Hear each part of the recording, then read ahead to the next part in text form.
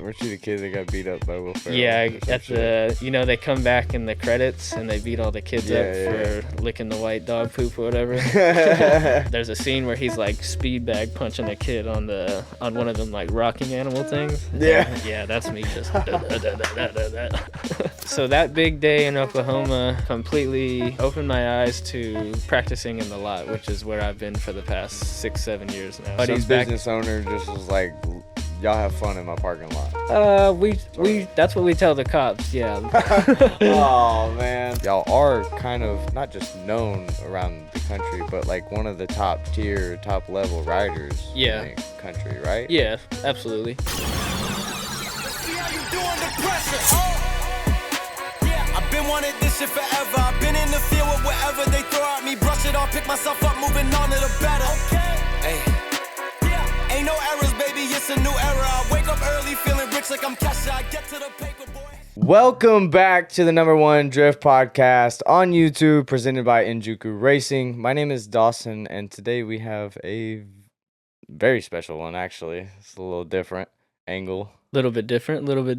Yes, sir. What's up, guys? My name is Wyatt Tipton. There you go. Beat me to it. Cool. So appreciate you coming. Thank you for having me out from here. Atlanta, or up from Atlanta. Yes, sir. But before we get into the podcast, of course, look below the video. Make sure that subscribe button is not still red. If it is, hit that and hit the bell notification while you're at it, so you never miss an episode. We do have some special ones coming up, especially at Grid Life, which is coming up soon at Lime Rock. Take your guess in the comments who you think those will be. I'll be doing 2 of them there, so I'm curious to see what you guys think and who else you want to see on the podcast in the future as well. And then, of course, we'll probably talk about some parts and stuff. A lot of those will most of the time be found on Injuku, so links are always in the description for that. And I do want to preface for this one. This is a different angle, like I said, so there's going to be some context before we get into the drifting. And then, because like you're a stunt rider turned drifter, but you've done a lot of extreme sports and like an actor. So there's a lot to go along with it and how you made it to drifting and why you're here. So I guess give a little short version, introduction of who you are. Yeah, my name is Wyatt Tipton. I'm based out of Atlanta, Georgia. I am, like you said, the jack of all trades, master of none. Yeah. I don't know, but you're pretty fucking talented at a lot of shit you do. Appreciate it. Yeah, I mean, it's almost annoying sometimes. Yeah, I've grown up my whole life, people saying that a little bit. But I grew up in the film industry with my dad. Really not necessarily acting, more of on the stunt side. Right. But like I said, being a stunt person, you literally want to be not the best, but you want to be able to do it all. So, I mean, I grew up skateboarding, BMX, rollerblading. Gotcha. Okay. Riding horses, doing high falls, high diving, like literally anything you could think of that would be extreme. What the fuck, bro? I mean, my dad was a professional diver back in the day, so my dad also. Right, that's one of the things I want to get into. Gotcha. So. Yeah, so literally, you want to try to do it all. So I mean, the more you can do, the more you can work. So okay, that's kind of the idea behind it. So I grew up literally doing everything extreme. Hell yeah. Well, cool. Well, we'll get into that. Before, you just recently got married, correct? Yes, sir. You see it on the finger, How long man. were you with her beforehand? Man, we have actually been together for 11 and a half years now, maybe 12. Awesome. Yeah, like right out of high school, pretty much, so. Damn, okay. Yeah. Nice. Well, congrats. That's Appreciate awesome. it, man. Thank you. It was a really laid-back wedding. I got to involve all of my cool hobbies with it too. So yeah, I got to be there in spirit by editing some videos. Absolutely. From it. That was very funny. I appreciate that. Great memories to have for sure. Awesome. Well, yeah, I just wanted to bring that up and say congrats. Thank you, man. Awesome. I appreciate it. Congrats to you too. I know you're probably watching. She will definitely appreciate it for sure. Hell yeah. All right. Well, I guess I know you lived in Cali at one point. Did you grow up there? I did not grow up in California. I grew up in Las Vegas, actually, till I was about, I moved in with my dad in California when I was 5th grade. So what is that, like 10 years old maybe? I think it's around 10. And that's where I moved to Tehachapi, California, which is where the golden, the mecca of extreme sports is, which is Woodward West. Yep. The absolute craziest place in the world. If you know about Woodward West, if you guys, I mean, I know a lot of drifters are into skateboarding and BMX and all that, but it's literally like a weekend camp or a week camp that you can go to. It's like $1,500. You stay there for the whole week. There's like 8 different skate parks. There's a full gymnastics center. Like, That's not that expensive. it's in comparison to what we're doing now, that's light work. So Damn. it's literally the coolest experience, and that's where the pros go. So any given week, you might see your top favorite pros out there, and you're skating right there next with them. Hell So yeah. it's badass for sure. It's like grid life for drifting. Absolutely, absolutely. Hell yeah. Okay. Well, what's like the comparison to the whole, I guess, West Coast, especially California, living out there? That's a whole different world. I Yeah, explain it as. absolutely. The comparison, as what? Say it again. Because like you were there at a young age. Yeah. So like how long were you in California? I was in California till I was from 10 to 16, which is when I moved to Atlanta for my first time. Oh, okay. Okay. So I can go into that. I've been all across the U.S. for the past several years. I can go into it. Okay, yeah, go for it. So I started in Las Vegas. I moved to California with my dad. We can go into that later too. I got into a little bit stuff with my dad. Moved out here with my mom when I was 15. We stayed here till about 2016, and then we moved to Oklahoma City in Oklahoma. Okay. That's different. That's the most different place I've ever Oklahoma? been to. At Oklahoma. Oh, yeah. I've heard that, yeah. It's cheap, but man, that's about all this guy's going there for. Ain't much there. Ain't much at all. So we got tired of Oklahoma. We decided to go back to Vegas, me and my wife and my brother. Stayed there for a couple years, but right when we moved there, COVID slapped us. So like our whole Vegas experience, for my wife at least, I would live there obviously, but my whole wife's experience for Vegas got chopped in half because of COVID, man. It was the worst experience. So we packed our bags, bought a house in Atlanta, and now we're packed here in Atlanta, and I think we're going to be here for a while. Oh, yeah. Atlanta's a nice place, man. I go there a lot. I enjoy the Southeast, man. This whole, like, region area I enjoy it a lot, for sure. Yeah, good old South. Absolutely. Hell yeah. Well, like, so I wanna ask about the reason I brought California up, is because is that like the abundance of your acting stuff? It was in California. Yes, right? 100%. Yeah. Okay. So I've always wondered this. Is like, so out here, I grew up out here, Tennessee, born and raised. Like a lot of kids go to karate as a kid. Like that's a collective Out like here, really? activity that I feel like. Are you a black belt? No, fuck No. no. I did it for like a couple of years or whatever. Gotcha. But I feel like a lot of us went and did, especially my generation, went and did karate at some point for like at least a year or whatever, a season, whatever the fuck it was. But I feel like in California, especially SoCal, acting is that for kids. Is that a real thing? You're 100% right. Yeah, there's talent agencies fucking knew it, up the dude. wazoo. I was with the talent agency for a while, and you would have to go to auditions. Okay. There's some where there'd be 10 people there, and there's some where there's 500 people there. It's like, it's literally like, Jesus it's a throw in the dice. Like, 1 out of 500 people, like, come on now. But luckily, as a stunt person, you don't necessarily deal with the auditions as much because they're looking for a person for that actor. Specialty type deal, yeah. Yeah, they're really looking for the person that looks like that actor. So, yeah. I mean, if you look like it, you're getting the role. Like, Yeah. there's no way around it. So, You just gotta have one of those faces as a stunt rider, I guess. yeah, if you're lucky, if you do devil. stunts and you look like somebody, you can roll with that actor for the long haul, and you're set. That's so funny. Yeah, What the fuck? it's crazy, man. It's crazy. Damn. All right. Okay. Then speaking of like the stunt riding stuff, or stunt, is it stunt devil? Would that be like the correct term of it? It would be stunt double. Stunt Stunt double. double. Yeah, Okay. because you're always going to be doubling. You're not necessarily going to have your own I've stunt. heard people call it both, so like I don't. Stunt devil, yeah, it's the true term would be a stunt double Okay. as far as like Cool. from film. Thanks for clearing that up because I had no idea here. Grammatically correct, yeah. Okay, so I guess what all extreme sports have you realistically done?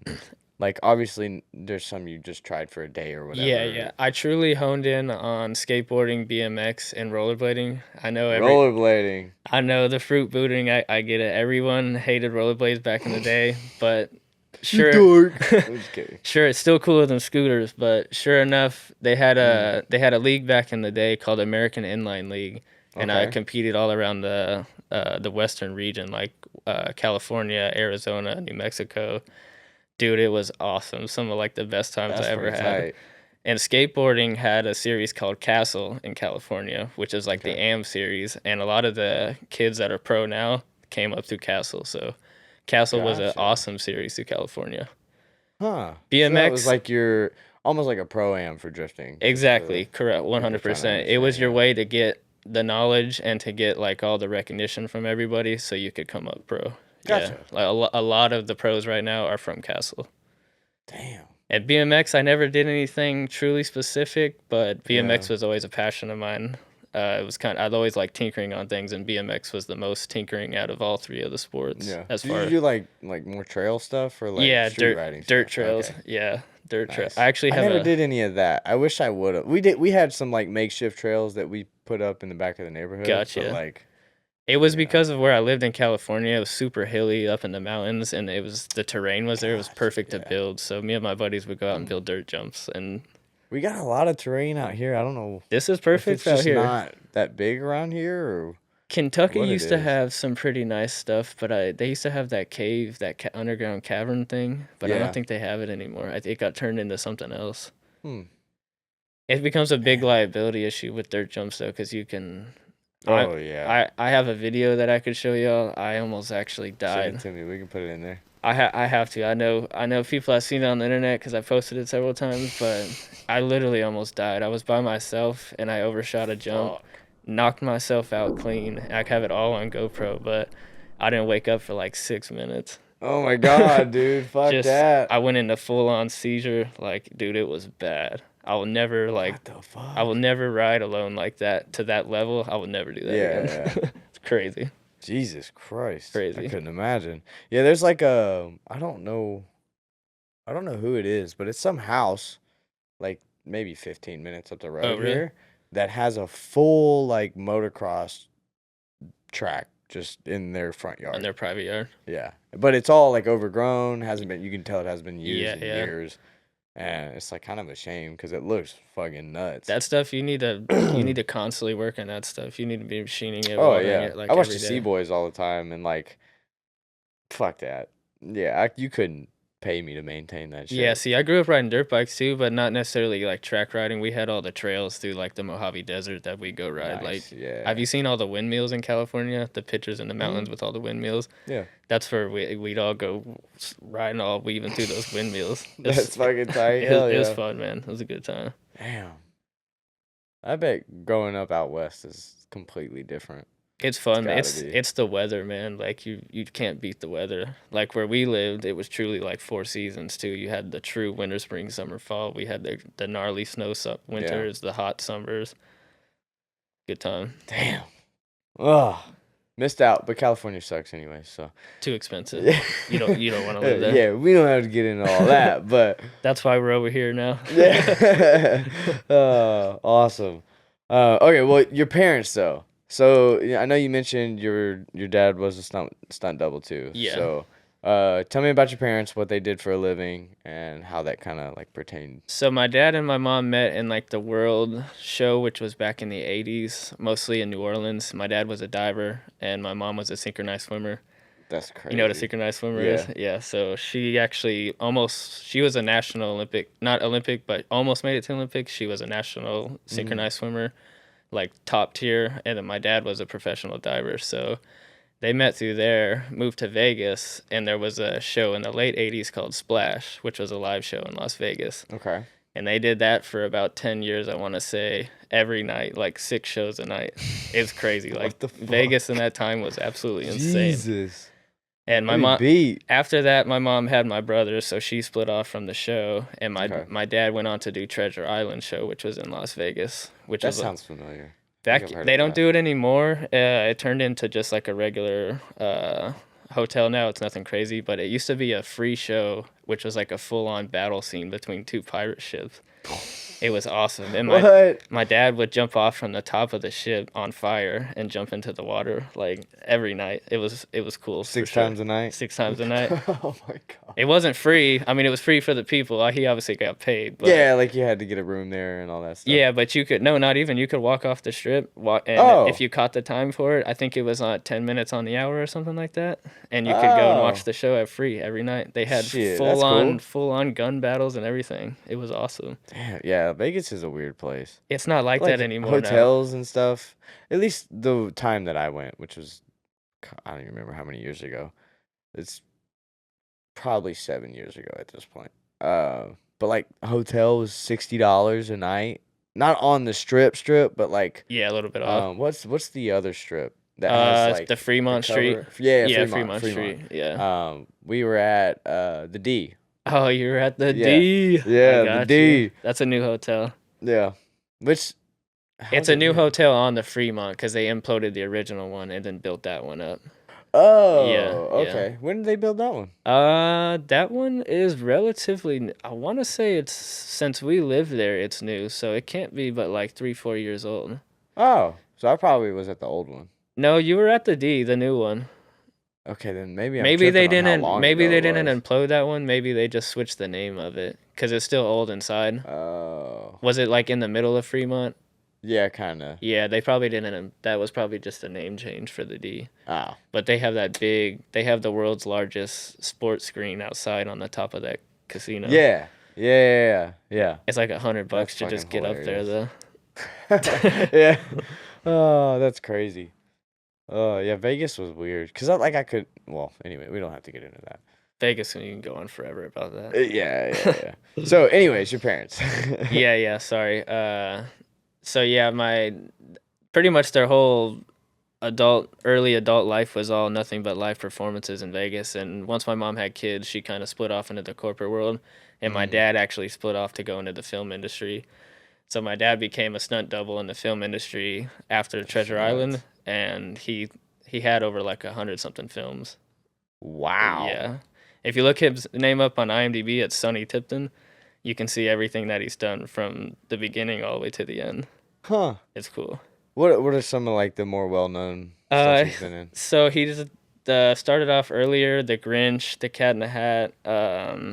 Recently, later in life, The Hangover. Everyone knows The Hangover. Oh, yes, dude. Yeah. That was the one that Matt mentioned. Yeah. Oh, my God. Yeah, I'm trying to think of Planet of the Apes. So wild. Dude, there's stuff that I don't even know about still. Like, I could go on there and be like, what the hell? Like, I didn't even... When did you have time for this? Yeah, I was like, I had no idea he even did that. But, yeah, so my dad's done a lot of cool stuff. I didn't mention this earlier, but my dad passed away in, 2014? So nothing happened after that. But there's a lot of cool stuff that you can look back on that he's done for sure. That's so wild. Yeah. It's a cool little like legacy to leave behind. That's for sure. Absolutely. Does it ever feel like a lot of shoes to fill? Yeah, 100%. Yeah, it's got to. Absolutely. That's some, especially with your mom being almost an Olympic. Speaking of, why didn't she make it to the Olympics? I don't know what it was. I think it was a duet that she had with a partner, and something didn't happen. It came down to points at the very end of it, but. She, like, even throughout her corporate life, she has still coached a team in Las Vegas.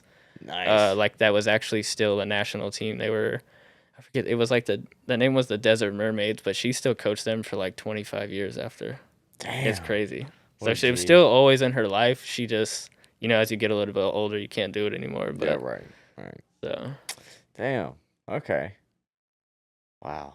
That's hard to even, like, imagine growing up with. The amount of discipline that it took for her to become to that level, like she said she woke up every morning before school at 3 a.m. and swam for 3 hours before school. No shit. Monday through Friday. Her parents all dedicated their life to that. So even her parents did that too? No, her parents dedicated their life to her. Oh, okay, just like her doing it. Yeah, to Okay, her. Like okay. they fully just invested fully into that. That's all she did as a kid up That's into good her support, though. early adulthood. Man. That's what it takes, man. That's what it takes. Yeah.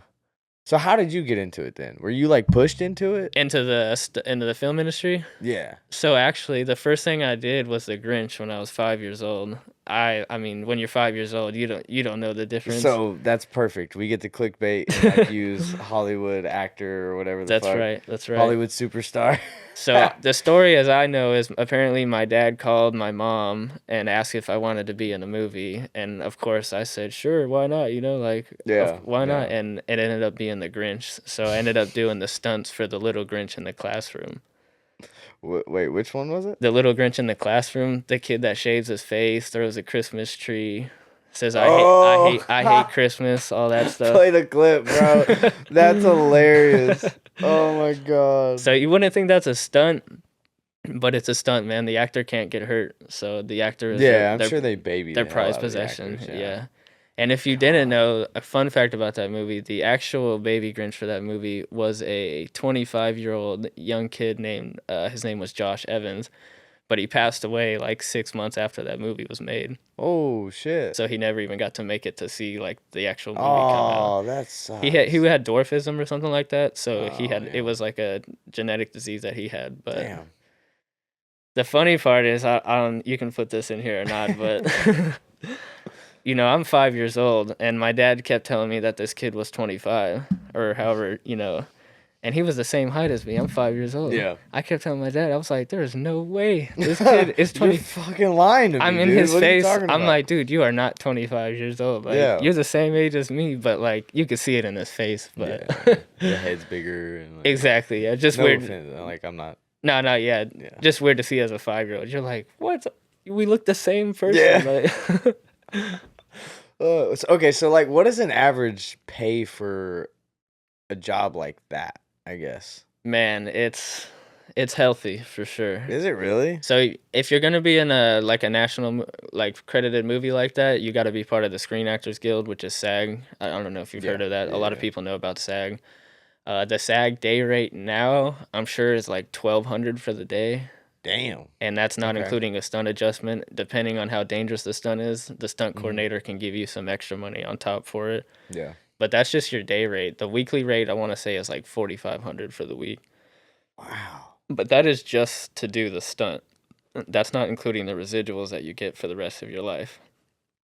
Holy shit. Yeah. Yo, whoa. I knew there had to be some extra. Yeah, there's more money on top. I mean, Stuff still to the it. daily rate is absolutely absurd, but like So what would be a residual of it the then? residuals is done quarterly. So every time somebody watches it on TV, somebody buys the movie on DVD. No shit. Yes. Okay. There's a foreign section, so anytime somebody watches it in different countries, you get quarterly checks in the mail. Wow. So literally, And that's like the rest of your life. it's too. the rest of your life. The Grinch was Dude, almost what the the fuck? Grinch was like 25 years ago for me, and I still get stuff from the Grinch.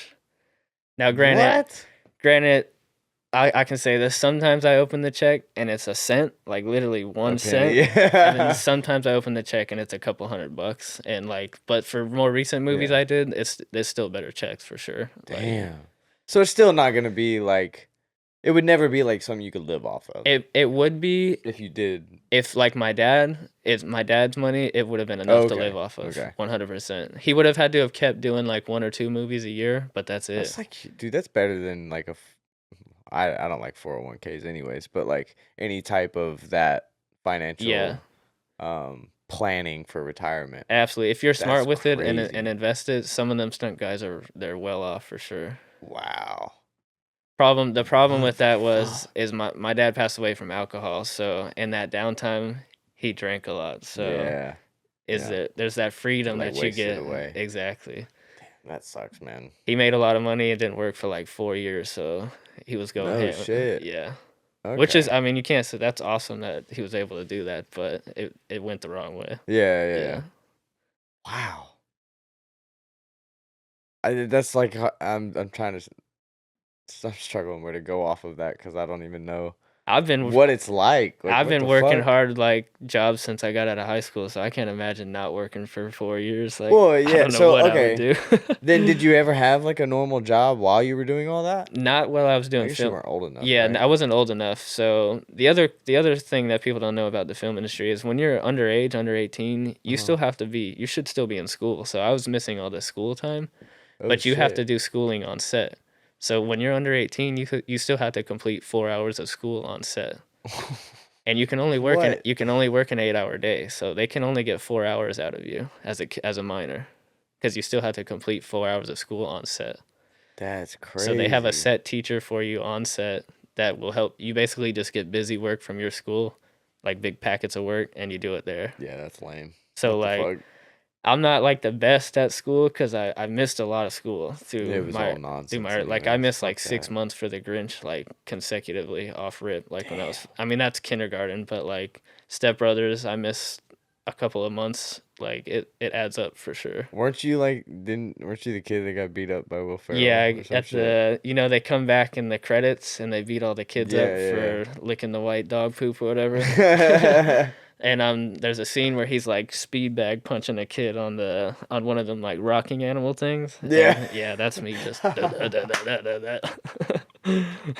Do you care if we play these clips? No, absolutely. That's awesome. Yeah, Play I'll, that clip too, I'll help you it, find them right? for sure. They can be kind of hard to find, but I actually have another one. I know we're kind of dragging this on, but Oh no, you you're know good. MIA, the music artist. Yeah, She's yeah, like yeah. a Sri Lankan music. She had that paper plane song. I fly like Yeah, people yeah. get high. She did another song. It was literally about like a genocide on gingers, like orange colored haired people. Oh my god. So I they- know what a ginger is. Yeah, What the just fuck? making sure, just making sure. So they got a bunch of stunt people and dyed all their hair orange, which is me included. And my scene was I'm literally running through this like minefield of like ammunition stuff, and I get blown up. And they have the scene. They made a full dummy of me, and I had to do a face mask of myself. And they literally do a slow motion scene, and boom, my whole freaking body just blows up. What the fuck? Face, arm pieces go like everywhere, all over the place. Oh my god. If we can find that one, it's cool to see. The crazy part is the mask they had to make. It's like, paper mache, Yeah. kind of like you did in school. It was kind of like that. They like put all this stuff on my face, and I had to breathe out of a straw for like an hour while Like this creative form.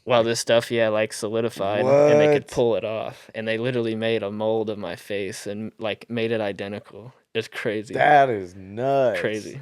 Film industry goes in depth.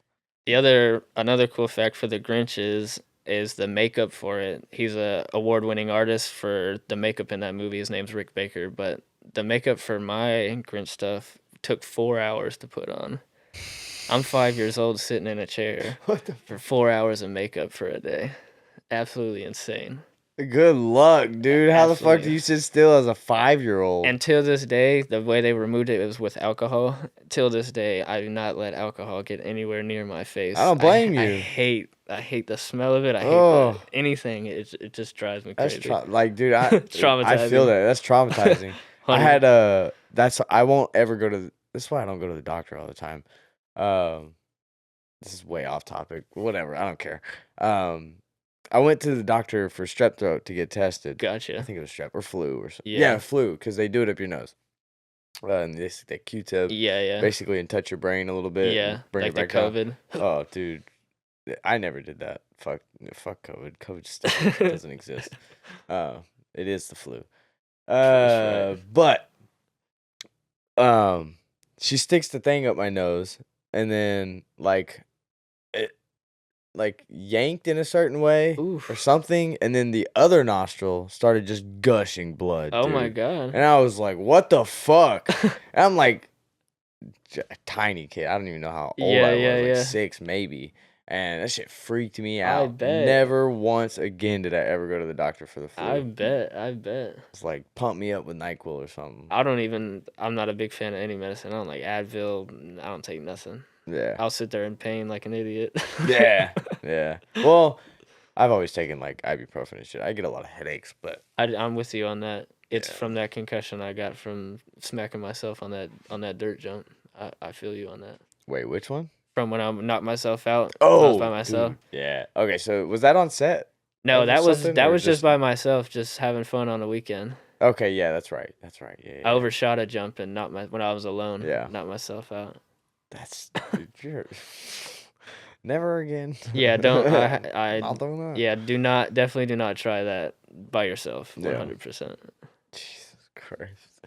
Okay, so back to Yes. Sorry. what we were talking about. I'm bad about it, dude. We'll just keep doing it. Don't worry.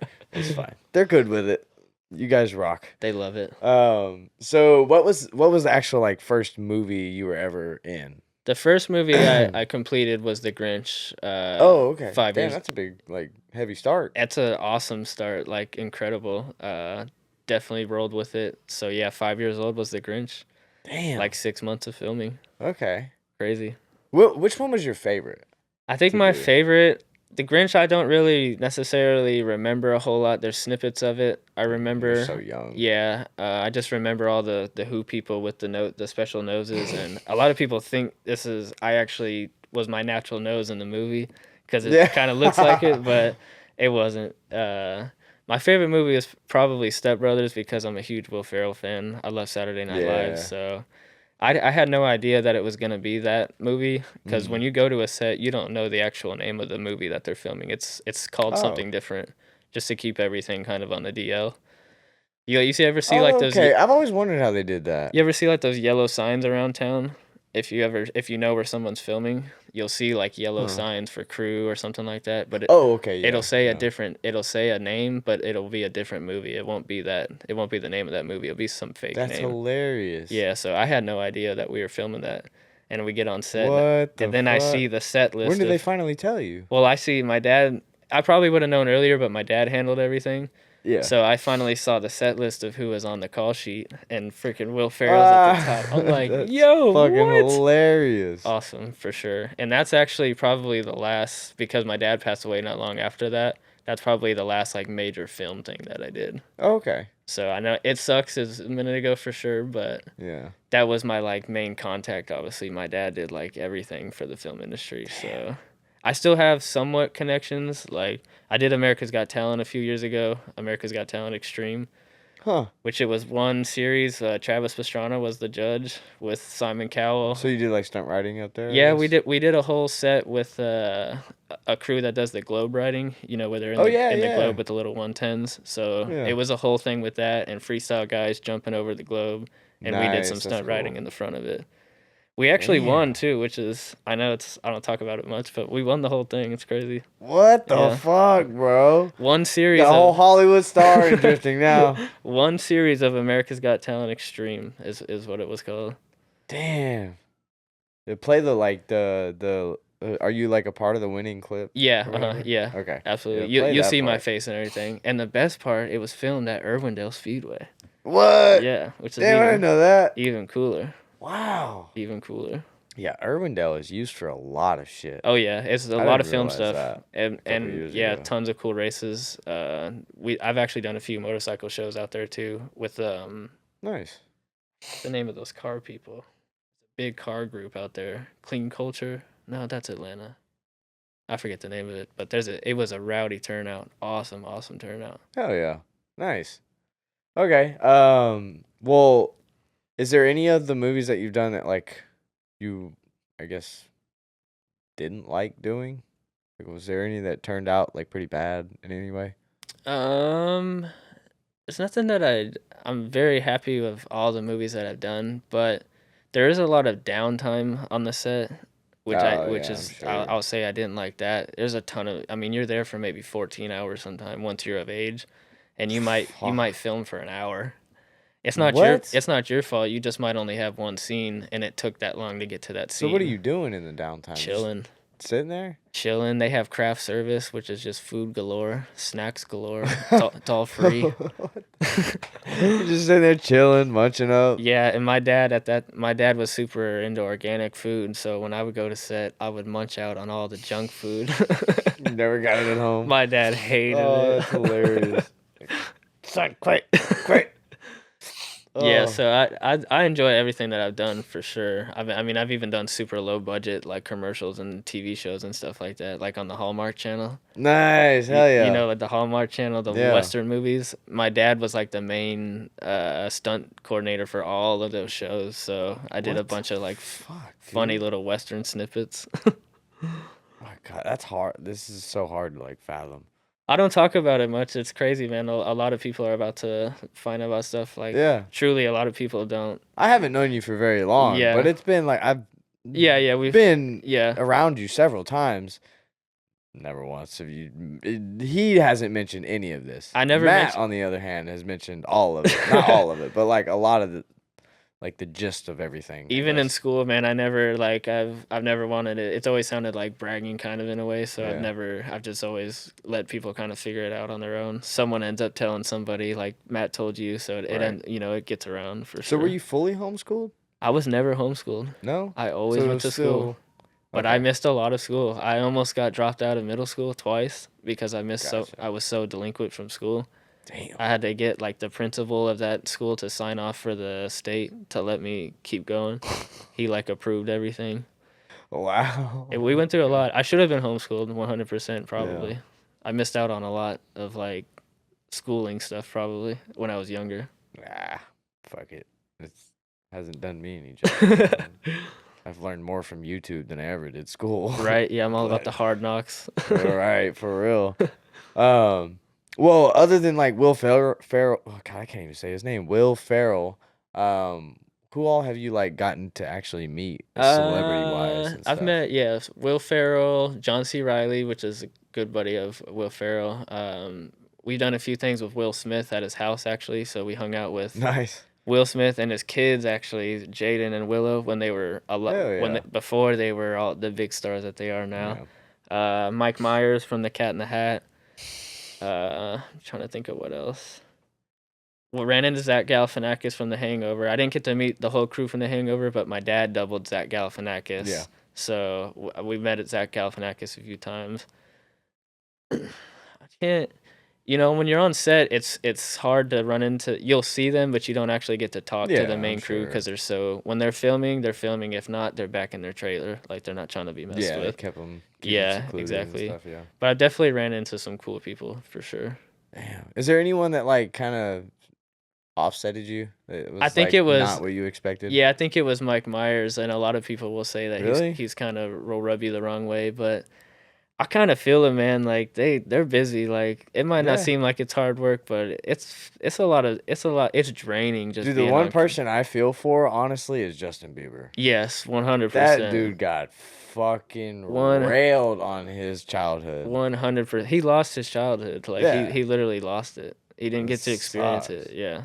But, yeah, we ain't gotta go around that. That has nothing to do with this shit. But, damn, that sucks.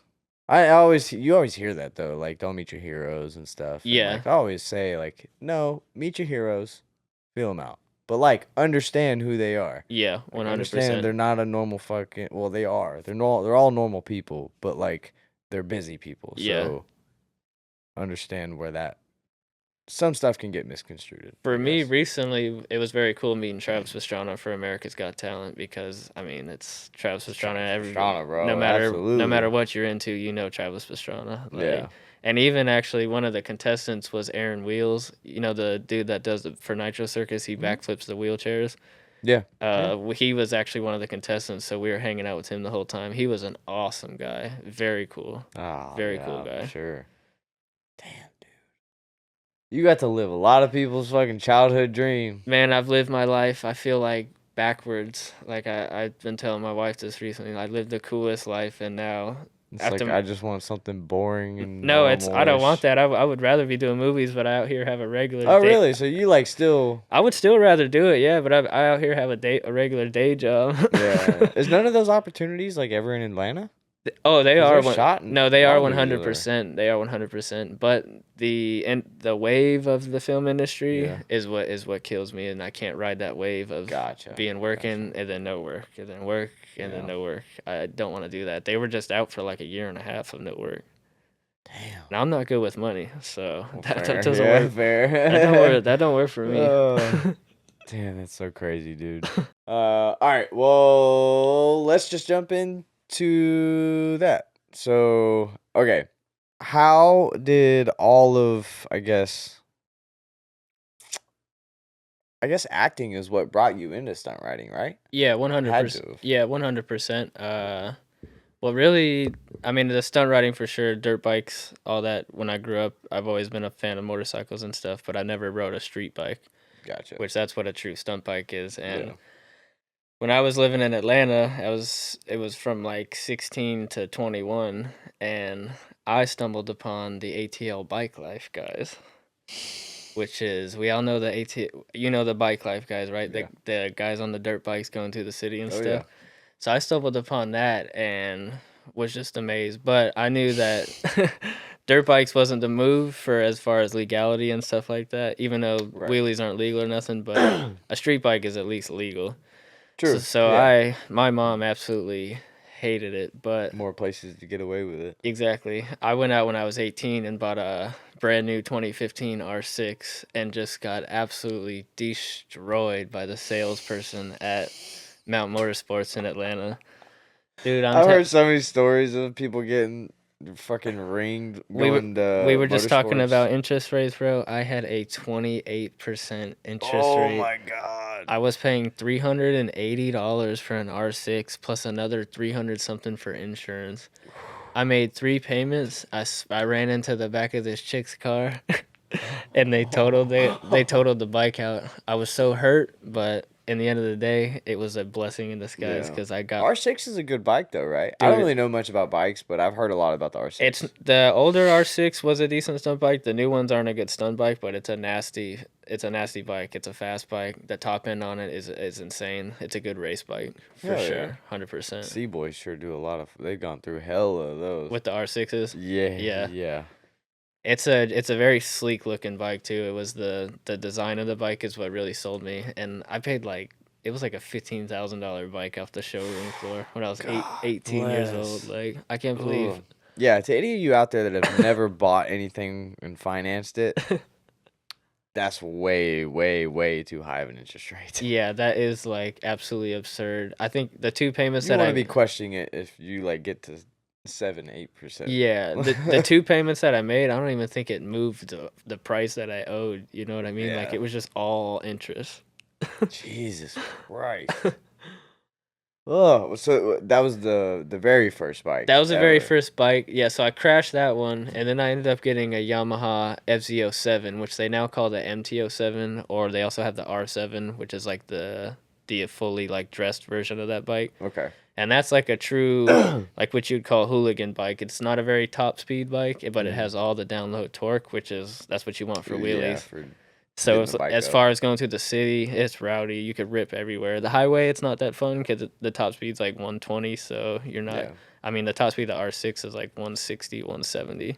Okay. You're ripping on that So bike. is that the R7 you're talking about is the one, I guess, that we worked on? At Yes, the yes. shop? Which the R7, I know it sounds bigger than the R6, but it's actually it's a twin cylinder motor. It's not a 4-cylinder.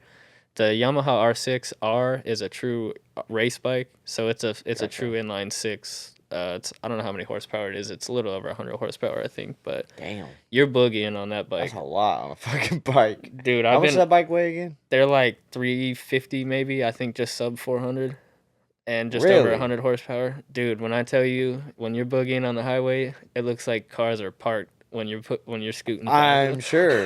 Yeah. I've It's never- like moving like the Fly. Like, have you ever seen the Flash? Yeah, Whenever he exactly, fucking moves, I bet exactly. that's what it And you feels don't like. realize how actually long it takes to get up to some kind of speed like that. Like you do need a good amount of room, but you are boogieing Jesus. for sure. Oof. But the R7, you're not doing that. It's all down low. Like you could wheelie through Yeah. all the gears. What's the fastest you've ever been on a bike? I've done like my mom's probably gonna see this, so she's not gonna like this. But I've done like Sorry. 155-ish through Atlanta Okay. Atlanta's- That's not, okay, I will preface that's not horrible. on a bike. I've heard way, way worse by multiple people. Only because it's a 600. People say they do 180 on a 600. They're not doing 180. Yeah. The bike don't do that. Once the speedometer's I'm up calling top, y'all out. Next person that says that, then. when the speedometer's up top and that high of speed, it gets thrown off. But a 1000 for sure, you're hitting 180 all day on a Jesus. 1000. But Atlanta's known for speed, so that's when I first got into bikes. That's all I saw was dudes just ripping down the highway. Yeah. It's fun, but it's dangerous, man. Dangerous. Oh, I'm sure. Well, okay, so tell me, like, if you had to explain what your side of the stunt riding world is like, how would you explain it? So I To did the- start out, because I saw the ATL Bike Life guys, I did start out wheeling in the street. I think mostly everybody does. It's the most fun. Same thing with drifting. You probably started in Exactly, the street, yeah. It's the most fun. You get the most, like, free feeling, the most energy, adrenaline rush, you know. But when I moved to Oklahoma, literally the first day I moved to Oklahoma, this is funny. On my FC, I go out ripping wheelies because Atlanta has a no chase policy. So I'm just acting a fool in Atlanta all the time. I go to Oklahoma in a nice area. I make a couple passes through this town. I look back. I have 4 sheriffs on me. Literally my first day there, dude. You were too comfortable. Too comfortable. I pulled over because I'm this nice, innocent kid, you know. I pulled over. I was like, damn, I messed up, man. Yeah. They pulled me over, got everything out of me. I had my CDL on me at the time, ripped up my CDL, towed my bike, made me walk home, dude. It ended up costing me, I got tickets up the ass because I didn't have a license plate, no registration, anything like that. Christ, So, dude. it was so expensive. If you don't know, most people on motorcycles probably are registered, probably no insurance, probably no license. Oh yeah, That's absolutely. that's that hood life. Jeez. Hey, drifters ain't too far from that. I know some of y'all on the same thing. Yeah, so that big day in Oklahoma completely didn't scare me, but it opened my eyes to practicing in the lot, which is where I've been for the past 6-7 years now. I've been riding in the So what do back you mean of by the lot? the Like, lot is what would be literally the back of a warehouse, church parking lot, private cul-de-sac road. Your buddy's some back. business owner just was like, y'all have fun in my parking lot. We that's what we tell the cops, yeah, but Yeah. for the most time we don't have permission, but Oh man. we've had lots last for 6 years. We've had lots last for 5 minutes. It's just it depending on who it is, what it is. If somebody just happens to roll up at that time, you know, Yeah. cops will come in and they'll kick you out. It's nothing major. We've never had any major issues over the years, but Yeah, so we all have that kind of like spot, and we call it Mexico. yeah, So exactly. is that like y'all's Mexico? That is Mexico. We don't tell a lot of people about it. It's supposed to be I get it discreet. now. We're on the same It's page. actually funny because now I'm getting into the drifting thing. I hated cars coming into where we would ride and drifting all in our lot. Because that's normally what kills a lot is all the drift marks. A lot of times business owners Really? would come in and say, "Hey, we don't mind if you're riding, just don't do any drift marks. Don't leave any marks on my asphalt." Yeah. Crazy. Or concrete, whatever it is. So cars come in there and just hammer it down, and I would get pissed. And tenfold, I'm out here doing the same thing. I mean, I'm not in the lot, but you know what I mean. It's the principle. of it, Yeah, I but- know what you're saying. So yeah, Okay. that's our Mexico. But that's been my safe haven for the past 6 years, and that's really how I've capitalized. When I was in Oklahoma, I rode every day, like Monday through Friday, at the lot Jeez. after work. Like put in serious Yeah. time for sure. I remember Ryan was saying that he's big like that, like riding until Yeah. early morning and Yeah. like going to work the next day. Yep, just repeating the and cycle. Ryan had an awesome setup. He had the private lot in his front yard. Jesus. He had his own. you He lucky literally. bastard. I don't know if he minds me saying this, but he lived on like it was a country club that was turned into a house it was the parking lot That's cool. was his front yard. So he got to No ride that every shit. day. Yeah, it was called the UGK compound. Hell yeah. Pretty cool, man. That's sick. Pretty damn cool for sure. Okay. Well, I'm pretty ignorant to the whole game. Like, I went to that one show. Yeah. Which was not a show, I would say, probably, if I had to guess. But with how ignorant I am, I have heard a lot about Ryan, for one, from you, Yeah. from Matt, that, like, y'all are kind of not just known around the country, but, like, one of the top tier, top level riders Yeah. in the country, right? Yeah, absolutely. Okay. 100%. So how would you, like, would you consider yourself professional, or where does that scale lie in that industry? In I the guess? recent years, I didn't consider myself professional, but I do now because of some of the gigs that I've gotten over the years. Okay. But it is hard to stay professional because it is not a whole lot going It's for not really stunt a riding right scene, now. scene, Yeah, which yeah. is what's killer for me, man, because I've invested so much time over the past 6, 7 years. I mean, I love motorcycles, but it's just been like over the years you've been seeing it kind of like Just dwindle decline. dwindle Yeah. off. Yeah. Why do you like, think? it's the street riding, man. Everyone just wants to ride the street, and there's no how do you put an event on that? Like the street rides right now are active. There was just a huge ride in Chicago. Yeah. Like, dude, there is a ton of people out there. They literally ride the streets of Chicago for like a week. It's supposed to be What like the a fuck? weekend ride, but it ends up being all week out there. So is it like, okay, so do you think that ever like jumps a line to where it becomes kind of takeover type That's what I stuff? was just about to say. It's Okay. literally the takeover of stunt riding. They literally take Gotcha. over the whole highway. I mean, they'll shut down the highway for a second and do whatever, but they're on the highway taking up all the lanes, doing wheelies, not at 65, probably at 35. Just holding So, everybody up, people are trying to yeah. get to work. People are pissed. Jeez. A lot of times we try to hold the left lane open so at least people could get by. Yeah. But I'm sure you've seen videos where cars will run bikes off the road in a wheelie or something like that because they're pissed. Like, I mean, I get it. I totally get it. No, I do too. But those big rides that they do where people come from out of state to a big metropolitan area, like, dude, it's rowdy. Oh, yeah, you see videos of it too. And Yeah. It's just like, I'm sure thousands of bikes. Oh, some at of least, them, yeah, right? at least, yeah. Good God. dude, I couldn't St. Louis imagine. used to do one every year called Ride of the Century. Yeah. And the cops they did it so many years, the cops just ended up having to work with them and let them do it. Like the DOT would shut the highway down and let us get on all as a big group so it'd be a little bit safer. Yeah, And the yeah. cops wouldn't chase us or nothing like that. Huh. That was a badass ride for sure, all through St. Louis. It was like an escorted Jeez. ride, kind of. It's cool. Yeah. Because other states you go I'd love to to, experience one once, but like, then again, I don't obviously don't ride. you would want to experience it in a car. And you wouldn't want to be on the bike because given the chance that the cops do pull up on you, depending on what state you on, it could be hectic Yeah. for you. Like, Yeah. for real. Fuck that. Oh shit. Damn, I just had a question that I was gonna ask about that. So you said like that's kind of like what you guys see as the takeover? Yeah, People? of the stunt world. Yeah, I mean it's popular. Like it 'Cause I doesn't feel like it gets combined. it gets combined, but it doesn't get we don't stay in one area like the sideshow is like in one cul-de-sac. Okay, We yeah. move, and really the main goal is the cops just getting you out of your city. So like That's if you fair. kind of get out of their city, Yeah. they pretty much just chase you out of the city, and then you kind of die down unless the cops for that new city catch on to you. Then it's Yeah. kind of in this rat chase. But for the most part, Ooh, I remember what the fuck Got it it? was. Okay, sorry. That was a crazy jump. But, nice. So I wanted to touch on you mentioning how when riders are in parking lots, cars would come in, do donuts, runs Yeah, for y'all. yeah. I remember because I used to be in like stance shows and like just car meets, and like I'm sure all of us went to car meets. Yeah. But we used to do car meets kind of like in industrial parking lots where we like the owner would let us Like we in the had back of permission them? and stuff. Or in the front, I guess, either Yeah, way. like where the loading docks and stuff That's are, where we pretty ride, much. yeah.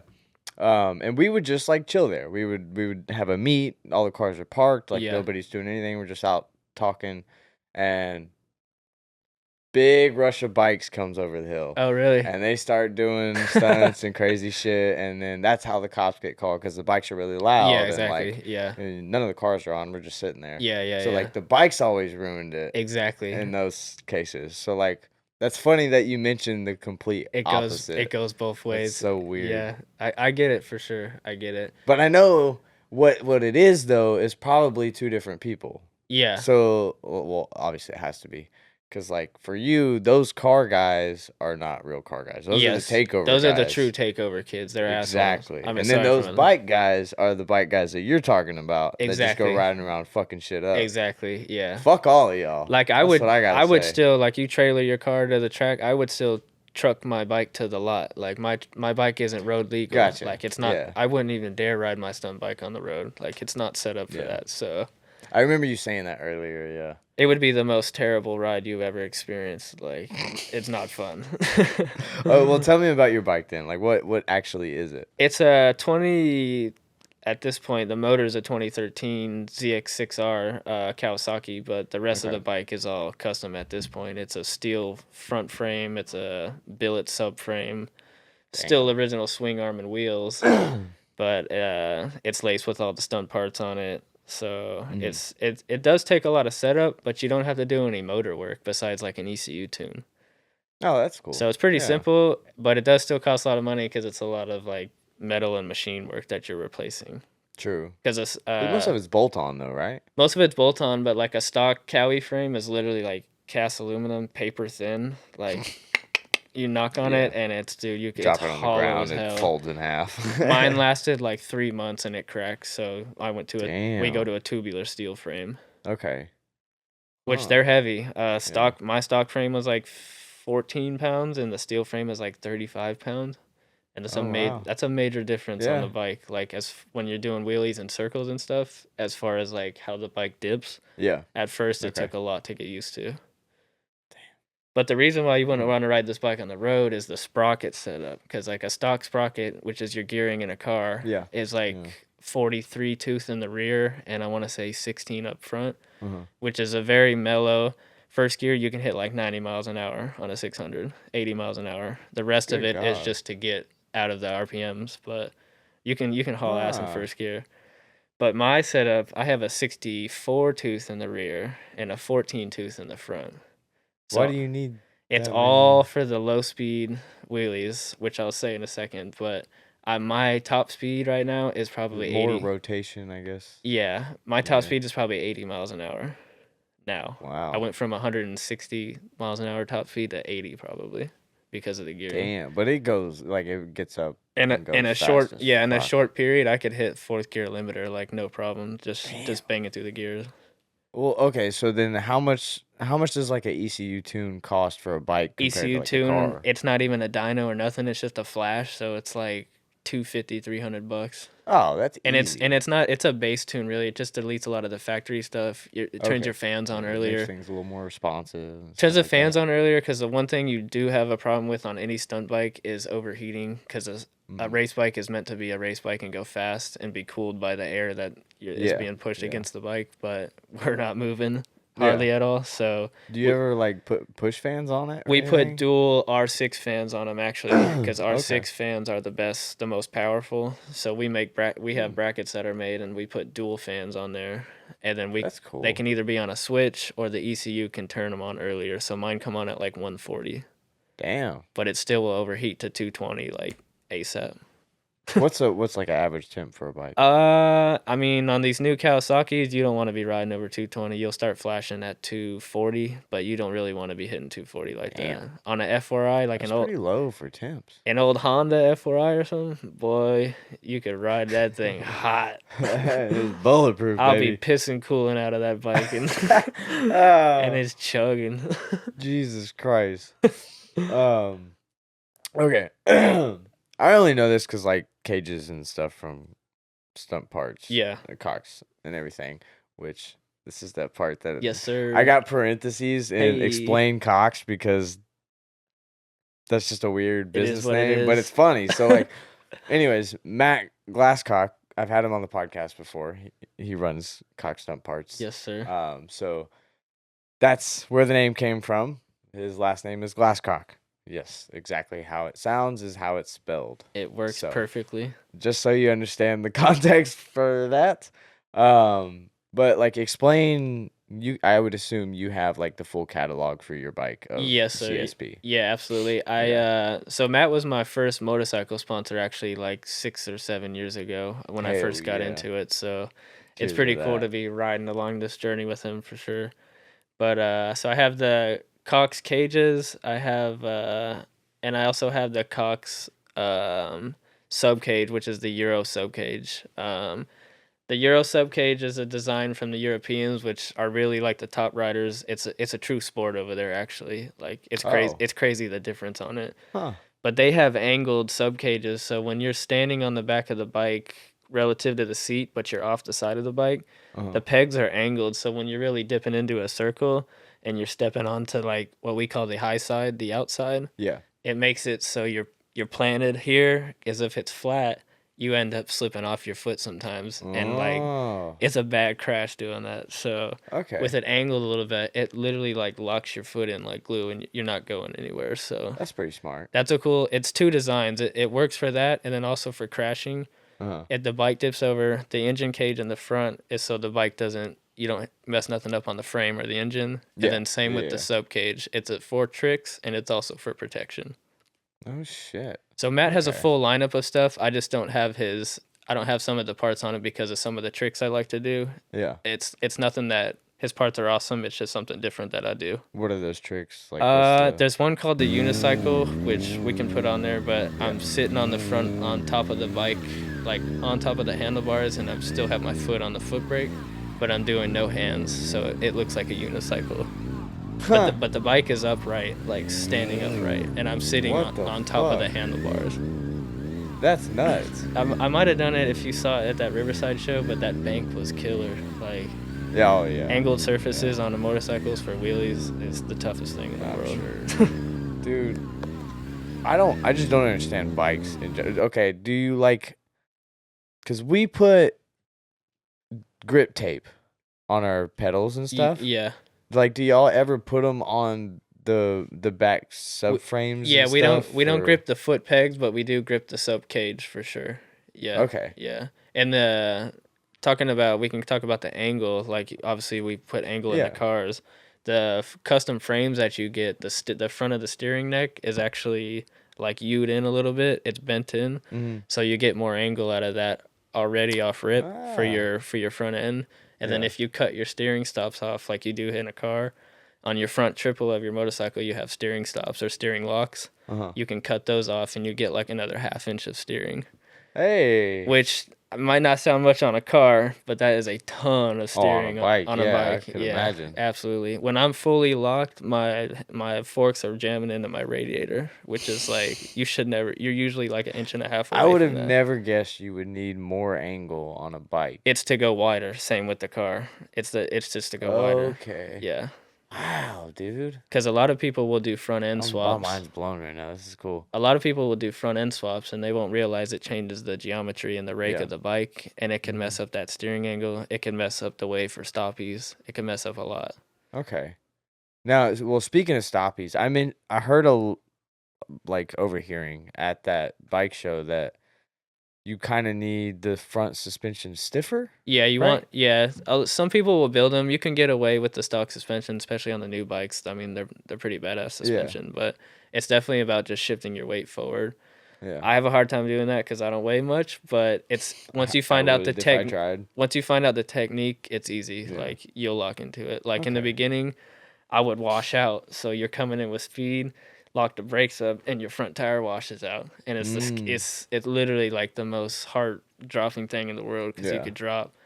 But once you figure out the timing and the way to get that tire not to bite, you're good. Like, you learn Okay. from there. That's crazy. Cause like I had a video of one of them. They're doing like the stoppy Yeah. thing.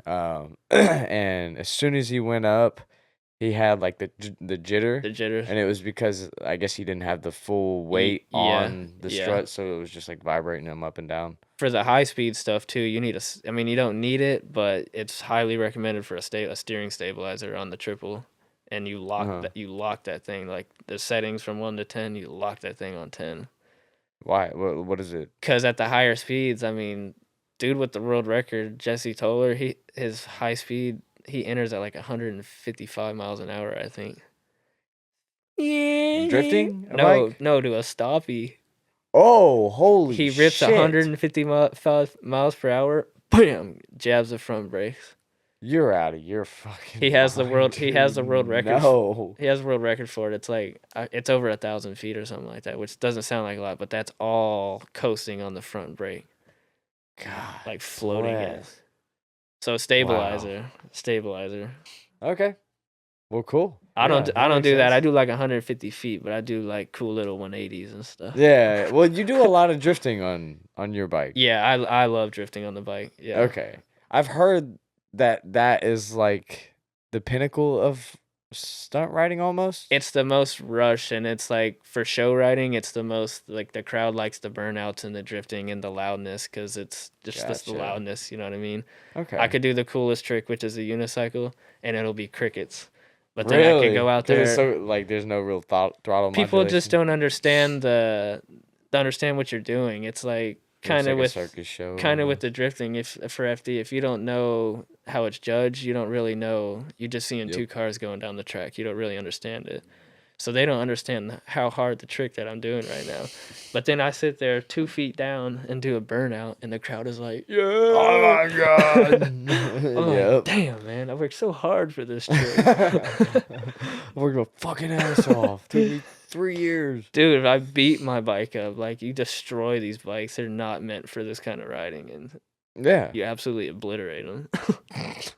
Is it very easy to like bend and like completely fuck a frame? Not once the older bikes, like the early 2000s bikes, which are also very popular, the 0304 Cowie 600 and the 01 to 06 Honda F4i are the two like original stunt bikes. Mm-hmm. Those frames are stout because they're from back in the day. But these new ones, you'll break them. You definitely Yeah. need the steel frame for sure. That makes sense. There's companies out there that make them. They're like $1,500. Do you ever see the steel frames bending at all? I've never seen a steel frame bend. I've seen them crack, but you could weld them. You could weld them Oh, back. well, yeah. Yeah, the That's stock good, frames are then. cast aluminum. People can weld them, but cast aluminum, like even when you weld it, it never like Yeah. it doesn't- breaks again. Like Yeah. Makes it a very weak spot. there's people that are actually modifying the swing arms. They're cutting out because they're bending the swing arms. The Uh-huh. European guys are, so Yeah. they're cutting the swing arms out, stuffing plates in the swing arms, and then welding the original piece back over it Wow. to stiffen it up. Huh. Kind of cool. That's pretty smart. Yeah, yeah. Those dudes shred. Damn.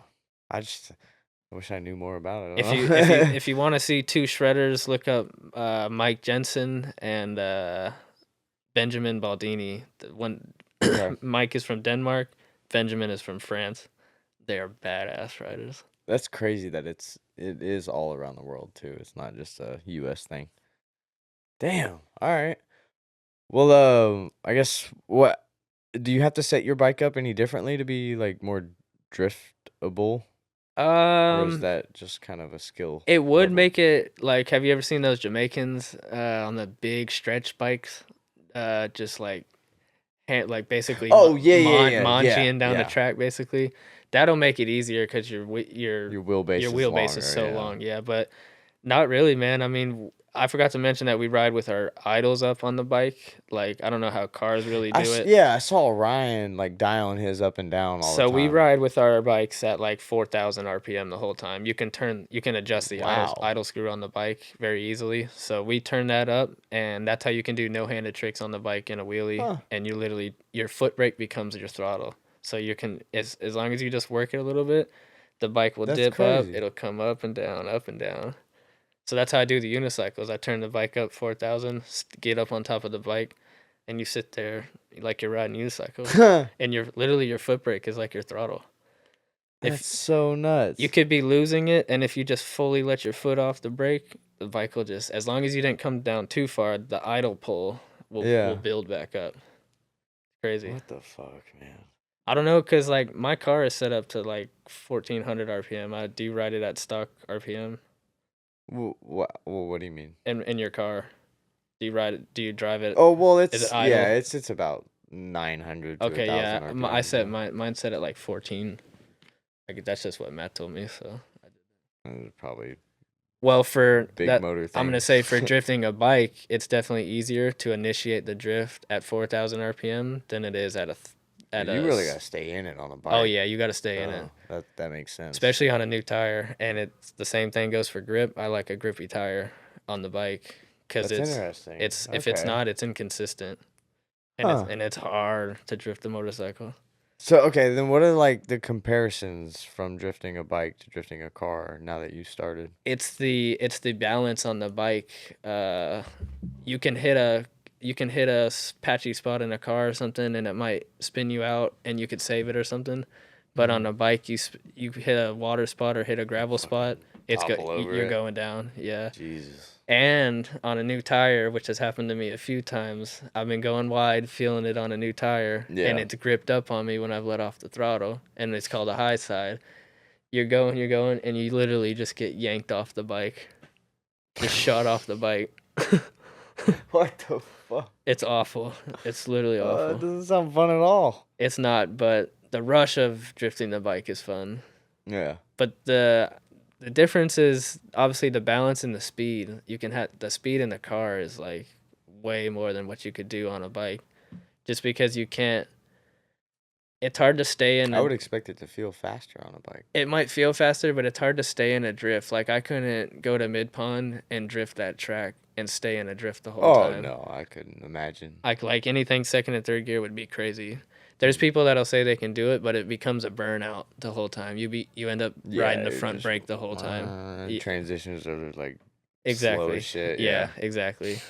Fully That's actually so like fun. drifting is you basically are just doing big figure eights.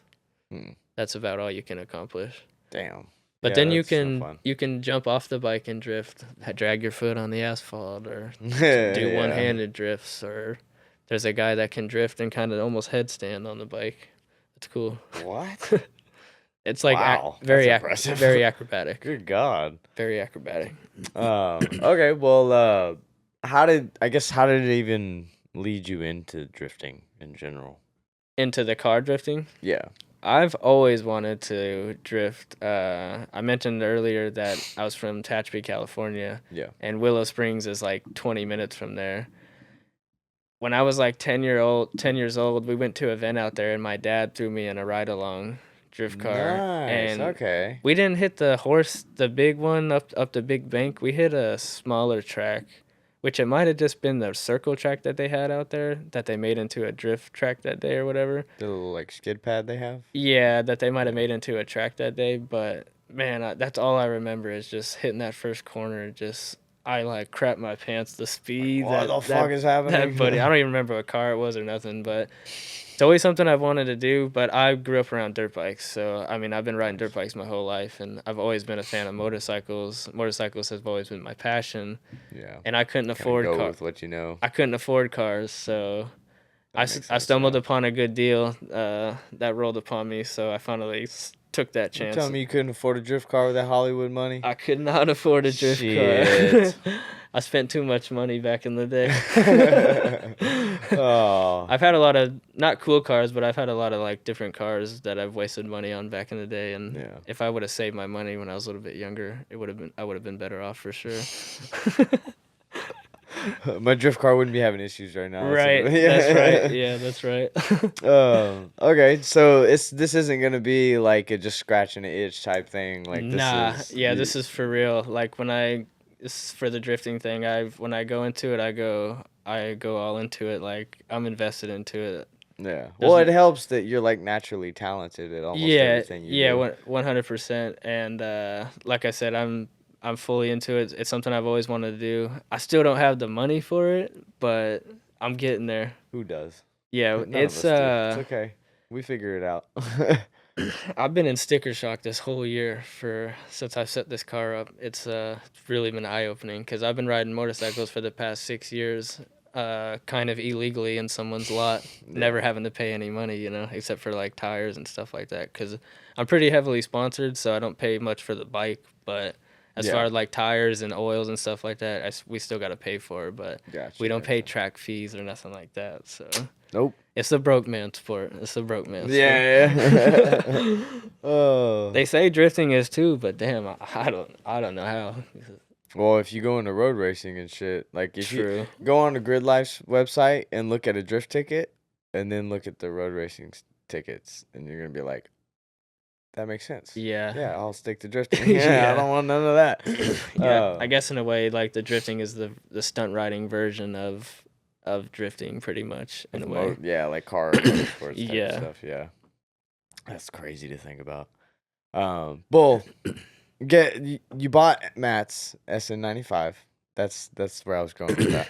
But so why that car? Like why So I didn't have. I really love all cars. I like JDM cars. I like American cars. It could have been anything.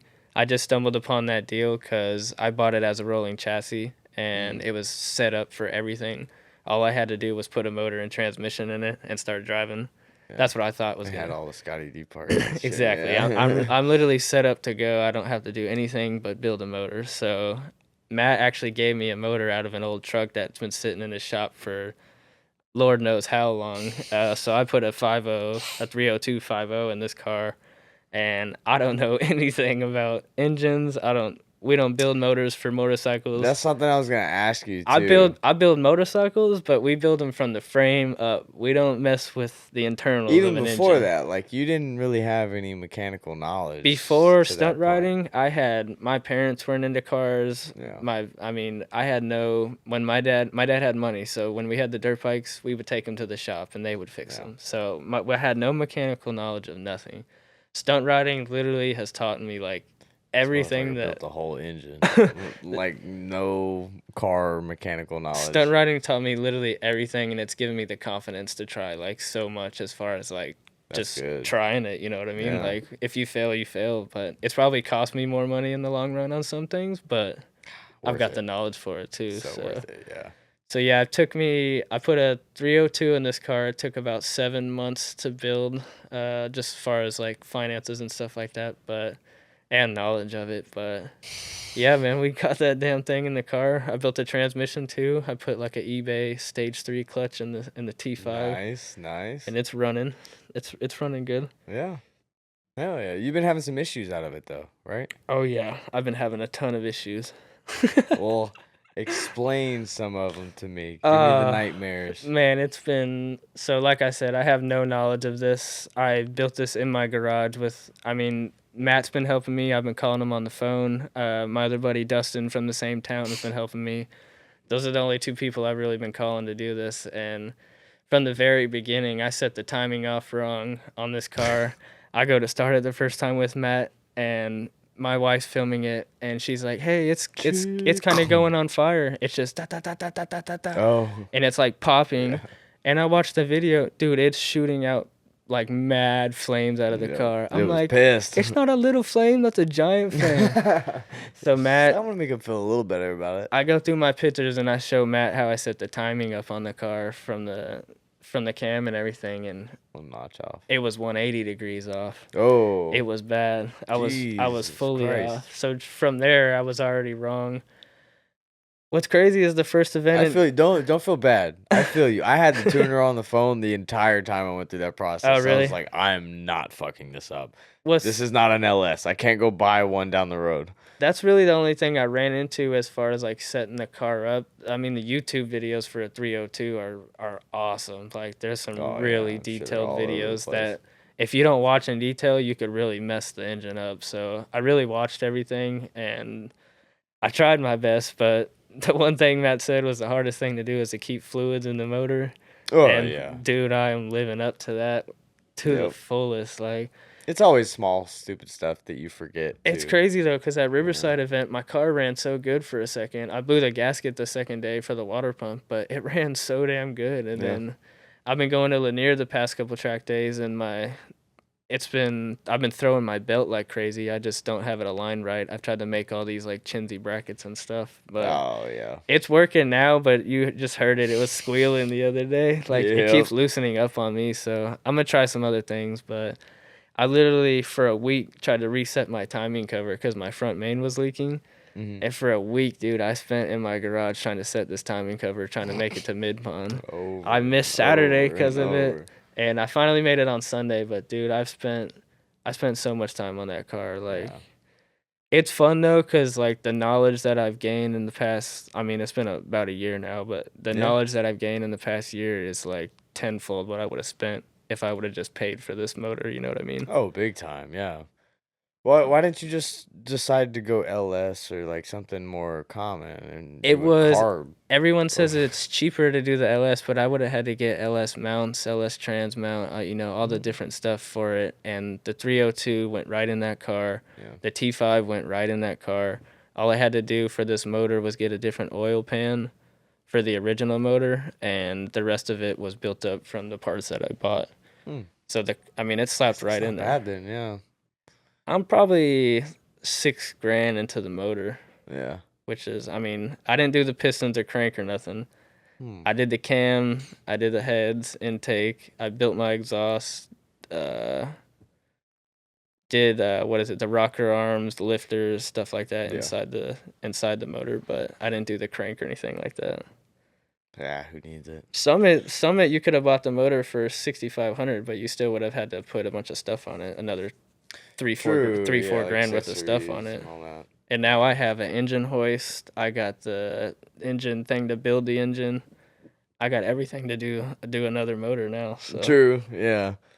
Well, other than the leaks and stuff, and like just I guess keeping it all in, you drove mid-pond. So how did you feel about the track at least? Mid-pond was awesome, man. It was the most like I felt as close to a motorcycle because of the rigidness of that track. Yeah. I was hopping all over the place on that track. It was fun and it was tighter. I've been going to Lanier where it's very spaced out and the cones they kind of do whatever and you have a lot of opportunity to mess up. Yeah. But on this track, I spun out like 4 times flying off the track. Oh yeah, once you go off track for the first time, you're like, oh my god, that felt violent. I don't want to do that again. It's different. Luckily, there's no wall there because I would have just annihilated my car like 3 times. Yeah. Oh yeah. But that really was fun. Even though my car, I was spewing oil everywhere, but it was still running okay. I just was smoking out everybody. Yeah, I went for a ride and literally I think it was halfway through the first lap or something like that. All you see is just oil smoke pooling in the cabin. I'm like, wow, okay. Yeah, we got a video where that was leaking too, and it's the wildest thing. I would have never thought. It could have leaked. Luckily, we were playing with some GoPro angles and stuff, so we were like, we're tired of fucking searching for this shit. Just go do a lap with the GoPro pointed right at it, and it was you can tell it was one of my intake bolts that's right under the Holly that my cheap ass can't go get a special tool for to tighten up, and a wobble socket. Yeah, wobble socket. I was tightening everything else up, thinking that it was good, not realizing that those are probably obviously loose as well. Yeah. And it was literally like I was getting so much oil in my intake valley. It was just gushing. Dude, it was. Throw that clip in there too. I have it. It was spraying. Yeah, it was pretty bad. But luckily, that's like the best of all scenarios to happen. Yeah. Like, you got stupid lucky on that. I do still think it's running kind of funny, but once I get the oil leaks figured out, I can go ahead and try to run some data logs and go from there because now I got a laptop. So. Yeah, you're a cheap little Lenovo. Now I can be a tuner boy. Yeah. Oh, shit. I still don't want nothing to do with that world. I want to know the basics on if I need to just adjust something really quick. Yeah. Other than that, yeah. I don't need to know anything else. Yeah, I don't want to go into nothing in a crazy detail. I want my third gear to be like powerful. It just doesn't seem that powerful to me. I don't know why. Yeah, that'll take some dyno work, like getting it on. Yeah, the dyno I know. I just need to suck up and and pay them. I need to pay the money for it, but like I said, I've been in sticker shock this whole year. I believe it. Yeah, you'll be way more prepared for next year on what budget you'll need. Yeah, I had a lot this year. It was the wedding, which was expensive. I did the car, and then I also bought a trailer, so I'm capped out this year. Yeah, no mas.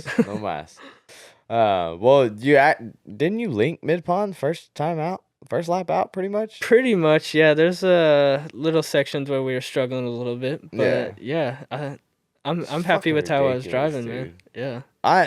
When I say he's pretty talented at almost everything he does, like I shit you not, he is. Like the first time you went drifting, it only took you a couple tries until you linked the entire track. Yeah, I think that was like the third time. I never really drove the car, so I didn't know like the power of it. And the first lap, I went out just dude. I was like, oh my god. I've only drove it in a straight line, like in my neighborhood. I never even tried to. I never even tried to do a burnout or anything in it. So did you just? Well, you had played the sim a little bit. I've had the sim for several years. I don't have a top dollar sim. I got the Logitech 920 on a creaky desk. Still teach you the basics. Yeah. And I got concept. the force feedback all tight, so it feels. That's good.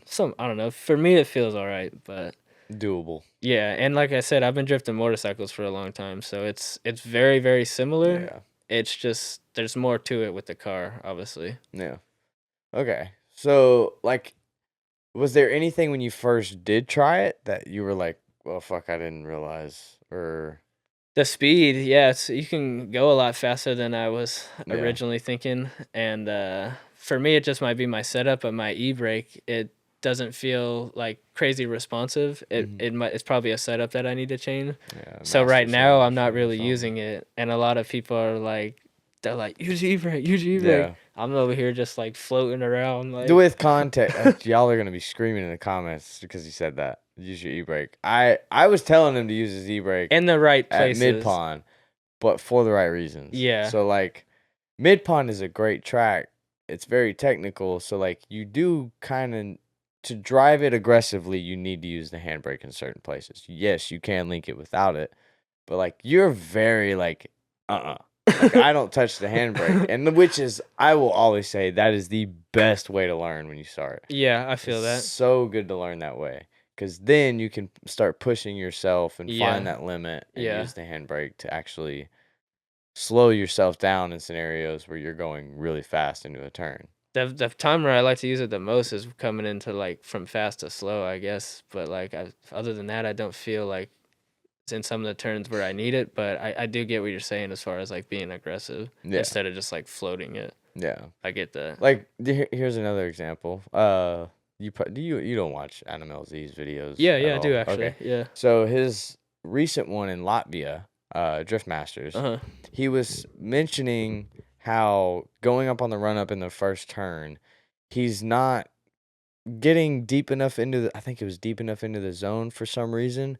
So he thinks he needs to do like just a light checkup on the handbrake as soon as he initiates to settle the rear of the car. That way it can just power into the zone. Yeah, yeah. And stay in the zone. Yeah, it makes sense. So in cases like that, like that's when your handbrake really comes in handy. At mid pond, for one, is around the pond. I like going extremely fast, and I wait. Like, you go around that little dip, like I was telling you, and then you're going so fast for that turn that like you have to check the handbrake a little bit, Yeah. because you're gonna transition so fast that you got to settle the car, have a little help settling the car. See, and that's a good point. That's the difference between the motorcycle and the car as far as transitioning. When you're transitioning in a car, you have wheel spin the whole time through the transition. Yeah. With a bike, you don't have that. When you're transitioning, you'll come out, and when you come back, you're still gonna jab the brake. There's still a point where you actually gripped up again, and you have full grip. Yeah. So when you transition, you're gonna come out, jab the brake instead of throttling it to where it whips you Yeah. around like you would a hard transition. You're gonna jab the brake like you would an e-brake, and that's what would spin you around. And then That's crazy. And then you'll chop back into it. So I feel like that's why in that first sweeper, that's the same thing that I was doing. I was coming in kind of fast, and then I would feather off of it. I was slowing down, because that's what I'm used to, is slowing down to jab the brake again to go the other way. But I'm not jabbing the brake. I'm just like feathering it and then going fast again. Yeah, because when you let off, it's letting the car grip up a little bit. Yeah. So you're just you're pre-slowing yourself down for that transition, which Matt was doing that, and that's like in a different way though. He was using the hand. So a lot of people will do this, going into that hairpin and then the hairpin in the middle. So they'll go balls to the wall until they get somewhat to the turn. They'll hit the handbrake a little bit to scrub some speed, Just to pump it. and then they'll transition and then hit the handbrake again. But you just upset the rear of your car too much before the transition, so now the transition feels sloppy, and then your line got kind of thrown off a little bit, so now you got to catch it and fix it. Yeah, it makes sense. But if you come in all the way and, like you're saying, you kind of check up a little bit, or let off a little bit, you do that, but not too much. It's just enough to get the car to start coming back so that you can flick it and transition, and then use the handbrake, settle the rear, scrub some speed, and then get back on it. It makes the line flow like a lot better, in my opinion. maybe that's just the way I like driving, but Yeah. I don't know. I showed Matt that, or I didn't show him, but I told him he did it, and he was like, "Holy fuck, that worked perfect." It set me right up for that line, because especially that one coming out of that, Yeah. going into the Yeah. middle hairpin it's a hard line to You understand. gotta have some speed for it for sure. Yeah, yeah.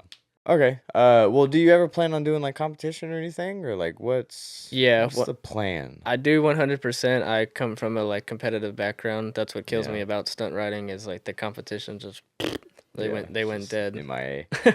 That's funny. Skateboarding back in the day and the rollerblade competitions were the best. So I do want to do it. I do got to figure out some type of. I don't need a lot of money, but I just need to figure out some type of extra funding for it Yeah. because it's You're gonna need definitely it. extremely expensive. But it's definitely a goal of mine. I just want to be able to get some laps in where my car runs good and everything like that, and Yeah. I'll start working on getting to some of those events like that.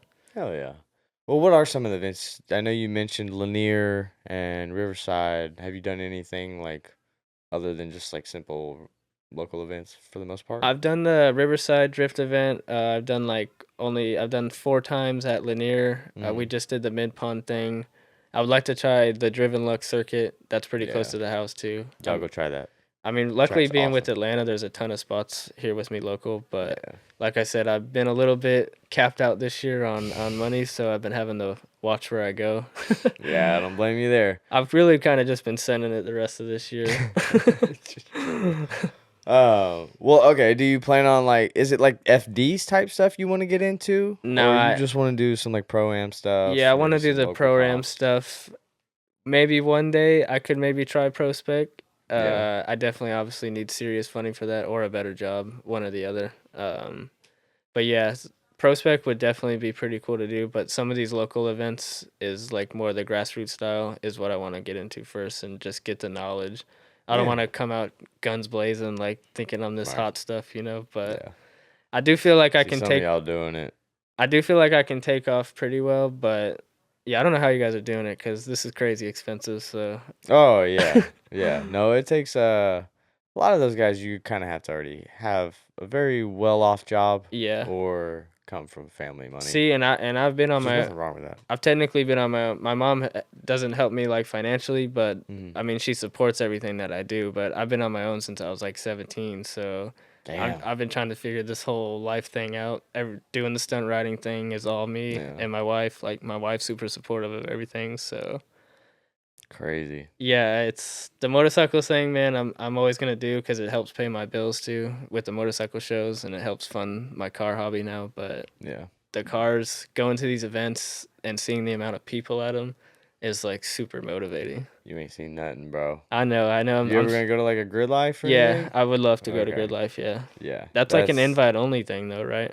It's not invite Or do you gotta only. apply You for it? apply. Okay. But like, it's a show, so like your car has to somewhat look good. Yeah, I got Or you. you have to be one hell of a driver. I'm gonna try to be the hell of a driver. Yeah. Still make your car look good. Yeah. Like Yeah. to some extent. I mean, there's still some basic cars that come out there that aren't very special, but So what I did with riding motorcycles in the beginning, I cared nothing about how the bike looked. I just needed a bike that rode and drove for me. And Yeah, the rest of it was history for there. And then eventually I got a nice bike, but it's kind of the same attitude I'm gonna try to do. Like my car probably doesn't look the best right now, but you need seat time right now. it's yeah, that's anyways. all. Literally, that's what's all I important. care about. That's the one thing I care about. Yeah, Good. Well, when you start getting better, make the car look good. I will. Because then for you'll get sure. all the media and stuff. Yeah, I get it. Coming from the motorcycles, I get the whole like marketing thing, and I had to buy a new bike to try to stay relevant. Oh, Stuff not like even that. just marketing. It's just like in general going to events. The media guys there, a lot of them aren't being paid to be there. True. So they're just there shooting whoever they want to shoot. So ugly cars or not so good looking cars tend to get overlooked. So I'll say this: I've been to Lanier 5 times now, and after every event, I start looking on the Facebook page. Never do I get a Yeah. photo of my car. Dude, even now with my car the way it is, and like I've had issues, so like my car isn't always on track. Yeah. So I understand, but like, dude, I mean, media guys will climb over a mountain of fucking whores and like dimes just to fuck me. I swear to God, it's nuts. I think that's partly my issue too. I haven't been able to do too many laps just with some of the stuff I've been experiencing. But like, I see like 50 photos of one car on there. I'm like, Yeah, damn. that was exaggerated, by the way. Don't take any offense. Yeah, I'm the idiot same guys. way. Like, Like, I totally get it. But there was I'm just being dramatic. one dude posted like 1,000 photos. I was like, yeah, I'm gonna have They one. gotta be in here, yeah. Even if it's just like a shot near my trailer and nothing, nothing. I was like, damn it. Yeah, bad luck after bad luck. All right, well, damn, that's cool that you're new. I like that. I like that it's like it brought you all here. Yeah, Even though because you wanted to do it back in the day when you were a kid. Now, finally making it happen. it's humbling for me. I mean, I'm still pretty humble dude, but I come from the top of motorcycle riding in the industry that I'm in, and now I'm back at the bottom trying something new again. So it's like 6 years starting all over again. So, but the motivation for it it's been cool for sure. Yeah. Wake up, build a car, go drifting. Do it. We need more people. You Please. can do it. I used to build little model cars in my house, and it's the same thing, just on a bigger scale. Yeah. Do you ever think you'll build a different car? I'm actually getting another Mustang 5.0 like in 2 weeks, so I do want to build that one. But I like the Beamers. I like the 350Zs. I don't have the money, so if something rolls upon me, yeah, I would love to. But I'm gonna stick with the Mustangs for now. I don't blame you. For sure. Go with what you know for now, especially that's what you're surrounded by. Dude, the 5.0 is so simple. I think it was the best thing for me to try in the beginning. Like, looking at your engine, I was like, I don't know what I'm looking at. It's just like, because it looks different. It looks different, like, for sure. It's less cylinders, less injectors, less spark plugs, less everything. So, in theory, it is simpler. Yeah. It's just more complicated to get parts and nonsense like that. I'm spoiled with the way my car is too, because it's a fully set up. Like, it's got the tube front end, it's got the removable front end on it. That's like cake work to work on that car. So, and it's like which Z's and stuff, that's how they are from the factory. Oh, the whole really? front core support bolts off, and the engine and stuff just comes straight out. Oh, hell yeah, great. that's awesome. Yeah. So mine's But I tubed mine now, and none of that happens. None of it anymore. does anymore. I'm like, idiot. I've got like 5-6 plugs on the whole car too because of the Holly. So it's super easy to plug the whole motor in. It's very simple. I know the new Mustang I get, it's not gonna be like that. And I'm look at it and be like, the hell am I looking at? Right, it's a whole different car. Even though it's the same motor, but it's gonna be all the wiring, original wiring is there and everything. So it's gonna be completely different. That's crazy. Hell yeah. All right. Well, I guess if you did build something different, what would you prefer that car to be? And I guess how would you set it up if you went on to Injuku or somewhere like that to just get parts and set it up for the best seat time car? Does Injuku do only like JDM stuff, or is it? No, I mean, they It's got Ameri- LS stuff. They've got Mustang stuff. They got everything. They've got a whole I bunch would of actually stuff. like to do. I'm a big Beamer fan, so I would love to set up like an E36. I love the way. They got BMW parts, that's for sure. I don't even know how to. I just love the fully set up look with the fuel cell in the back, and there's like nothing in the back. Yeah. It's all empty. I'm probably going to have to go to that soon. To the BMW. It sucks. Or like some type of like fuel lab surge tank setup. Yeah, gotcha. Or I guess Radium would work too. They probably Radium has like a factory tank type surge tank setup, so that would be easier, I bet. But yeah, like I'm having fuel slosh issues, so with the my stock car tank. has to stay over like half tank or so. Gotcha. Or else it'll just fuel cut. See, I have a fuel cell, so I don't know if I'm experiencing that or not. But It doesn't seem like you. yeah, are. I don't think so. When you first went out on that, going around the pond into the first hairpin, I thought it was a fuel cut, but then Matt was like, "No, he's sucking up oil." And Yeah, that was that that PCV makes thing sense, I was talking about, which that helped when we took that off. The car ran way better. It's weird, for sure. It's kind of the same thing. It just like kind of goes into a limp mode really quick. Yeah, until because it's getting over. But it's very dangerous because like you can shoot air into where the fuel's supposed to be, and like it can pre-detonate or whatever really? I don't know. I've seen it happen before, especially in JDM engines, but See, like I don't know anything. Like I'm so blind to that. I'm just like, dude, even me too, bro. Don't think especially y'all, don't think I'm some fucking genius. I'm just over here. I'm an idiot. That's why I'm the dude asking questions. I'm over here spinning 6,500 RPM, just Yeah. Oh, mine's it. I set my limiter. Correct me if I'm wrong, Jay. I know you're watching. 7,500 RPM. I set mine to think. 75, and that Riverside event, we were in like mid drift. Matt was like, "Stop, Cut it, He's cut like, it. "Stop." Nope, He's don't like, do that. I hear the valves floating. I'm like, he's like, we gotta Yo. lower that thing, buddy, because I'm on the stock pistons and crank and everything, so Yeah. it's probably hurting. Well, other than I guess mechanical stuff, what would you put on the car? I would do for like if it's gonna be simple, or is Yeah. this like some more Just a seat setup? time car. I It would could be just- an elaborate one if you want. I would want to do the angle kit. I would want the handbrake. I don't know if I'm gonna use it, but Yeah. I'm a huge fan of the wheels too. I even if they're for use or not for use, I would love some nice wheels on the car. Some Kanseis. Some Kansei Like for Jab, sure, brother. for sure, absolutely. The Noop. You know what I'm talking about? The Noop. Never mind. the Yeah. Noop. If you saw the 100th episode, right? Chris Impact. Oh that was yeah, with yeah. Kansei. Yeah. Yeah. The Kansei owner. Yeah, that was the design that was based off of the original shit. first wheel he made, which was the Noop, which Damn, was that's named after the dude he was making them for. that's awesome. That was a whole cool story. If you didn't see that, go back to the 100th episode after this episode. Not right now, after. So I know I was talking about Beamers, but that new Mustang I'm gonna get, I do want to set it up, but I want to set it up for daily driver drift kind of thing, because Yeah, I don't get yeah. to drive this black car, the one that's fully set up. It's not road legal or anything like that, Right. and it's killing me because the amount of time that I spent on it. That's what I want the FC to end up being, like a really nice street car that could go to the track. And Yeah, I drift. still want to slap an angle kit on it. I still want to be able to drive it at the track, but I still want to be able to like go downtown and go to dinner in it and Yeah. I mean, I don't want to be on the street doing sideshow stuff, but if I accidentally hit a 90 or a little back road or if I something. accidentally, let off the clutch a Yeah. little too fast around this one turn. And Just things perfect happen. curve. I Yeah. you couldn't help yourself. No worries there, that's for sure. Well, I would highly suggest a bucket seat Yeah, for sure. if you didn't think about that. That one makes yet. sense. I did not think Bucket about that, seats and I'm are sure I'm highly gonna important. experience that because I have Wait, did you still have a normal factory seat belt in that car? in In your the car now? no, there's a 4-point hard. Or I Oh, guess that it's was 4 right. Yeah, you got the 4-point. I don't think it's Okay. 5-point because it doesn't have the Yeah, dude, I hate the 5-point. the nut I one. don't want the You don't shit like in the my nut job. one? No, Yeah, it's not good. no.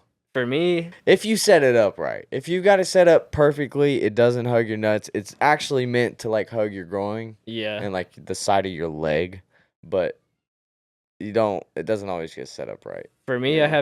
it's a lot more work to get in the car and start it than it is like a bike. You just hop on your bike, start it and go. But like I've gotten in my car, buckled up, put my helmet on, and then my gloves were on top of the hood where I couldn't reach them. Dude, that's I'm something like, that oh bugs my the fuck God. out. Not even that, but like, yeah, I strap like pulling the harnesses tight is Yeah. the last fucking thing I Yeah. do. But I don't understand how some of y'all will get in your car, start that motherfucker, and already magically like have your helmet on, all the harnesses are tight, gloves are on, like everything's ready to go, and you're just immediately pulling out of the Take pits. I'm off, like, bro, yeah. what the fuck? Give me a second.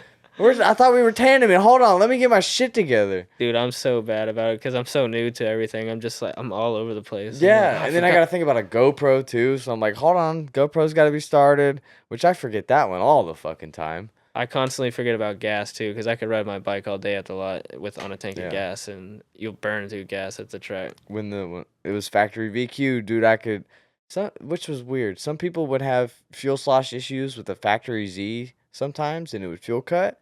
Never had that issue. I could run it all the way down to E, maybe not all the way down to E, but like Yeah. quarter of a tank, still never had an issue, Really? which was nuts.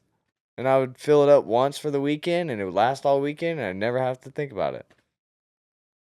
Not with this one. No, not with this one. I got that good old Renegade now, and it loves it. It A little burns? too much. Is that over 100 octane or what is it? That's actually 93. Oh, nice. Hell yeah. Or I've been HR hearing 93. it smells good. I want to try Dude, it. it's that stuff. This one smells different than what you smell in Matt's car. Gotcha. Because it's the 93 stuff. He has the E85, I Oh, think, oh, or he's on E85. 110 or whatever it is. But yeah, I was surprised whenever they told me they do pump gas stuff, and I was like, shit, I'm trying to keep my car on 93 this year. What is that? A 5-gallon jug, or one? Yeah, this is their 5-gallon jug. They actually, I can't remember what award it was or anything. But they won an award for like best looking pail. Oh hell yeah! So Yeah, like cool. that's I dig that. yeah, that's why we had to throw a 5-gallon pail. I think it's 5-gallon. I'm gonna feel bad if I'm wrong. Sorry. Don't hate me, Renegade. But yeah. You should. Is that card not on Renegade? No, I've been putting You pump didn't get gas any in for it. it because I know that's what I think Matt was running Renegade on it. Shit, maybe that's my issue then. Fucking up, man. Damn. Gotta get that Renegade, Damn, I dog. didn't think about that. I need the Kool-Aid in there. Yeah. Are you on 93 though? I'm on 93, yeah. Okay. Just from the gas station though. Well, given that you are kind of a newbie to drifting, and you've picked it up quick though, so what is like your best advice for anyone getting into drifting? Since that's exactly what you're going through. Just to go out and try it. I was absolutely terrified to go to the track for the first time. You're pulling up there with, truck and trailer. I'm not used to pulling trailers, so I'm a little sketched out True. with the trailer. I don't want to look like an idiot, hit somebody, or park in the wrong spot. You don't want to be the guy that can't back your trailer in. For me, that it's- one scenario that you ever have to back it up at a drift event. Yeah, for me, there was so many unknowns when I was first going to my first time I went with y'all to Riverside, but the next time was the Lanier by myself, and I don't know anybody there. So but everybody was very cool, accepted, like anybody I talked to was awesome. Anybody I talked to, we ended up talking to for too long, like we ended up just talking forever, and we were like, all That'll right, happen in we drifting need to always. drive too. We paid a lot to be here. So. Yeah. You're like, oh shit, hold on. Yeah, so it definitely be to just go out and try it. You'll be nervous for sure, but that first lap is worth, like, you'll never experience a rush like that for sure. I still like every time I go to an event, the first lap out, I've got the jitters, dog. Yeah, I gotta get yeah. that first clutch kick in, and then I'm like, all right, I can breathe. Let's have fun. See, for me, I'm used to being able to just go to the lot and do 20-minute sessions and then chill for a little bit, do 20-minute sessions and chill. Yeah. So my adrenaline, I don't get that fast adrenaline rush and then it stops. Like the car is, you do 2 laps, it's crazy adrenaline rush, and then it's that dump is crazy. Oh yeah. I enjoy Yeah. it though. It's a cool experience for sure. Hell yeah. All right. Well, I guess if you had the opportunity to speak to the entire world, what would your one message be? Just go ahead and out there, the same thing, man. Just go out there and try it. There's so many things that I have attempted over the years. Oh, not just drifting, like just life in general. Yeah, no, that's what I'm saying. Oh, okay, cool. But it's because of stunt riding. It's given me the confidence to try things. I mean, I've done so many things fixed stuff around my house that I would have never tried. That's awesome. There's car stuff. Before I even built this car, I've fixed the transmission in my van that I would have never attempted that. But because of stunt riding, it's kind of given me the knowledge to go ahead and just try it. It saved me some money. It worked. I was able to fix it. So everything that I've done is just simply because of the stunt riding. It's given me the confidence to go out there and it's like I built a fence at my house, concrete posts in the ground, like that's why I say I'm the jack of all trades, master of none, because there's so many things that I do. I'm just not like proficient at all of it. Yeah. How many of you would guess that I could frame like a house Exactly. or a porch? Exactly. But I technically could. Hey, we're all YouTube professionals at this point because there's Oh yeah. YouTube literally- University, baby, all the way. there's literally everything I do. I go look up on YouTube and there's some way to figure out how to do it. That's crazy.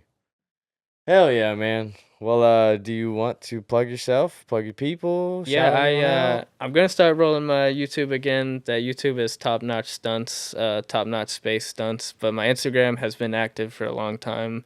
It's TOP16TCH, it's my logo, which is top notch. It just doesn't make it out on Instagram. So I know it looks weird, but that's my Instagram. You guys should check that out. I have a lot of cool videos from stunt riding days on there, and now it's transitioning into the car scene as well for drifting.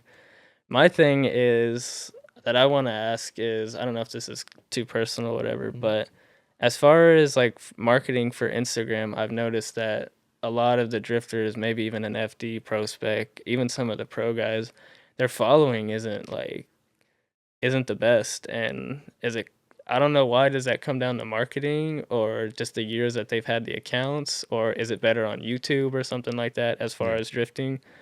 Because I'm new into it and I've been pretty successful on Instagram, but I don't know if drifting is better on that platform or if it's better to tell your story on YouTube because it's longer videos and stuff. Again, I'm not a master of it. This is Yeah. what I do for a living, obviously, so I know a little bit, but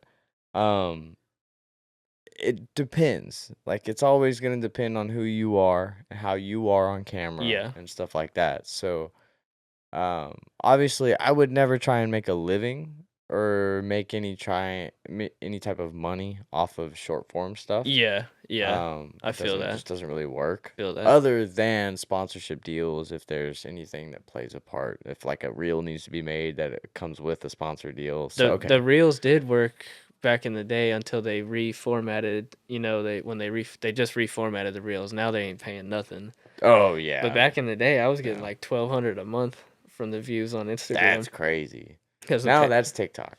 Now it's TikTok. does that. As long as it's over a minute though. So like there's just so many variables now. See, and I always got shunned from TikTok because it was claimed as dangerous activities, the motorcycle stunts. But some people get away with it, and the drifting gets away with it. Yeah.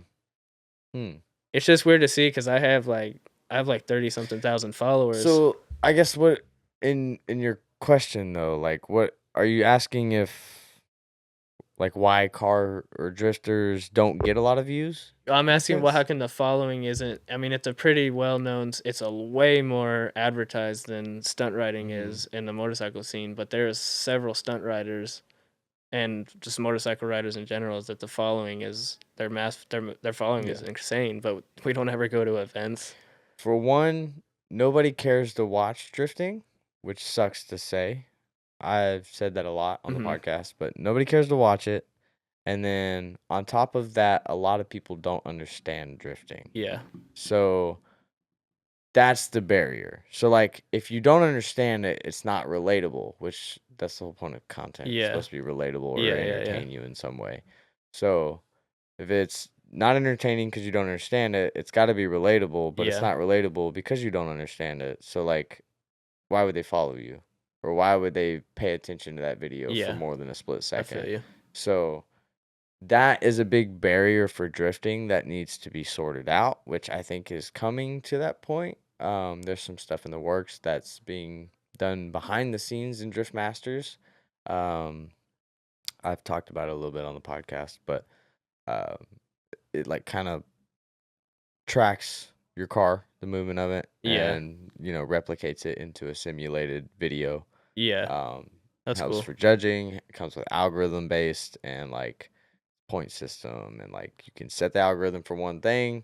It tracks every movement, like how close you get to a wall, when you transition, that's cool. and on the track, and like every little detail. That's awesome. It's nuts. But I think that's going to start being incorporated more. So like judging will be better, and like there's a whole bunch of stuff. I don't remember where I was going with that. No, it's good. It's just crazy to see like some of these top drivers. They got corporate sponsors with them, but their actual following isn't that good.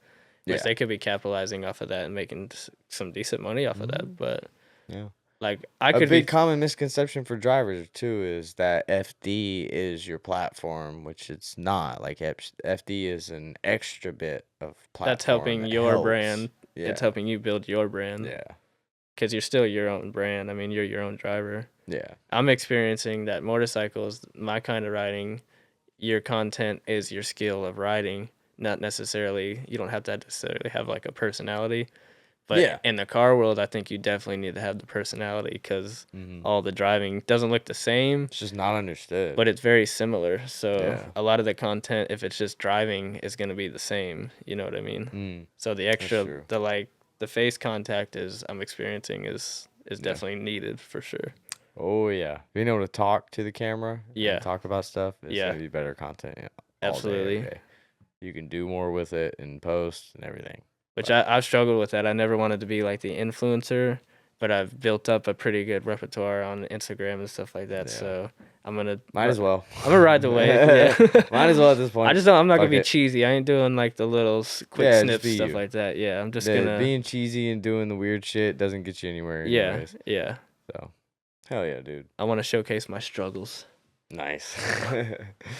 All right. Well, that's all I've pretty much got for this one. So, Yeah, appreciate it, dude. You got anything? No, I want to say thanks for having me on, man. Absolutely. I literally started watching this after the Corvette event that I went to last year. Oh yeah. That was the first time I uh, met you. Yeah, I forget the name of that event. NCM. NCM, The and that was Corvette Museum. it was like the first time they let anybody drift on that track too, Yeah. right? So I That's nuts. I got to experience that, and literally on the way home from driving there, I'm watching your podcast, and from that day forward, so. And now I'm sitting so here on this cool. chair, like it's pretty cool, man. Like just seeing some of the people that have been on in the past. Yeah. Thank you, man. I appreciate it for sure. Well, thank you too. You drove up from Atlanta too, so I appreciate you Yeah, coming up. no and problem, no problem. Doing this last minute too. Actually, just Yeah, I'm probably gonna hate asked my you. life tomorrow at work, but hey, Yeah, that's part of it. No, hey man, it's part of the journey. I drove from Las Vegas to Ohio for a competition, which is like 36 hours one way, Jesus Christ. and I sucked. So I drove Oh no. all the way back home, madder than hell. Yep. Hell yeah. Long drive home, dude. Long drive home. All right. Well, we'll get you back home. I guess. Yeah. Speaking of that stuff, if you are gonna be at Lime Rock, come say hi. I love when you guys do that, and you tell me exactly when you started watching and stuff. That's really cool to hear. So never stop doing that. Really appreciate you guys for doing that. And if you are gonna be at Lime Rock, stop by. But again, hit the subscribe button, hit the bell notification so you're always updated. And of course, links to everything are always in the description, especially if you need some Injuku parts. But that'll be it. Each and every Sunday, we have a brand new episode. I'm fucking dead at this point, dude. You're good. You're doing good, man. Each and every Sunday, we have a brand new episode. That's it. Thanks. Staying way up to the ceiling. Trust no bitch, can't catch no feelings. I've been taking long flights from the Bay to Ibiza. Hit home runs, I'm a ball like Jeter. I just want fuck, then I leave. I'm a young pop star, caught a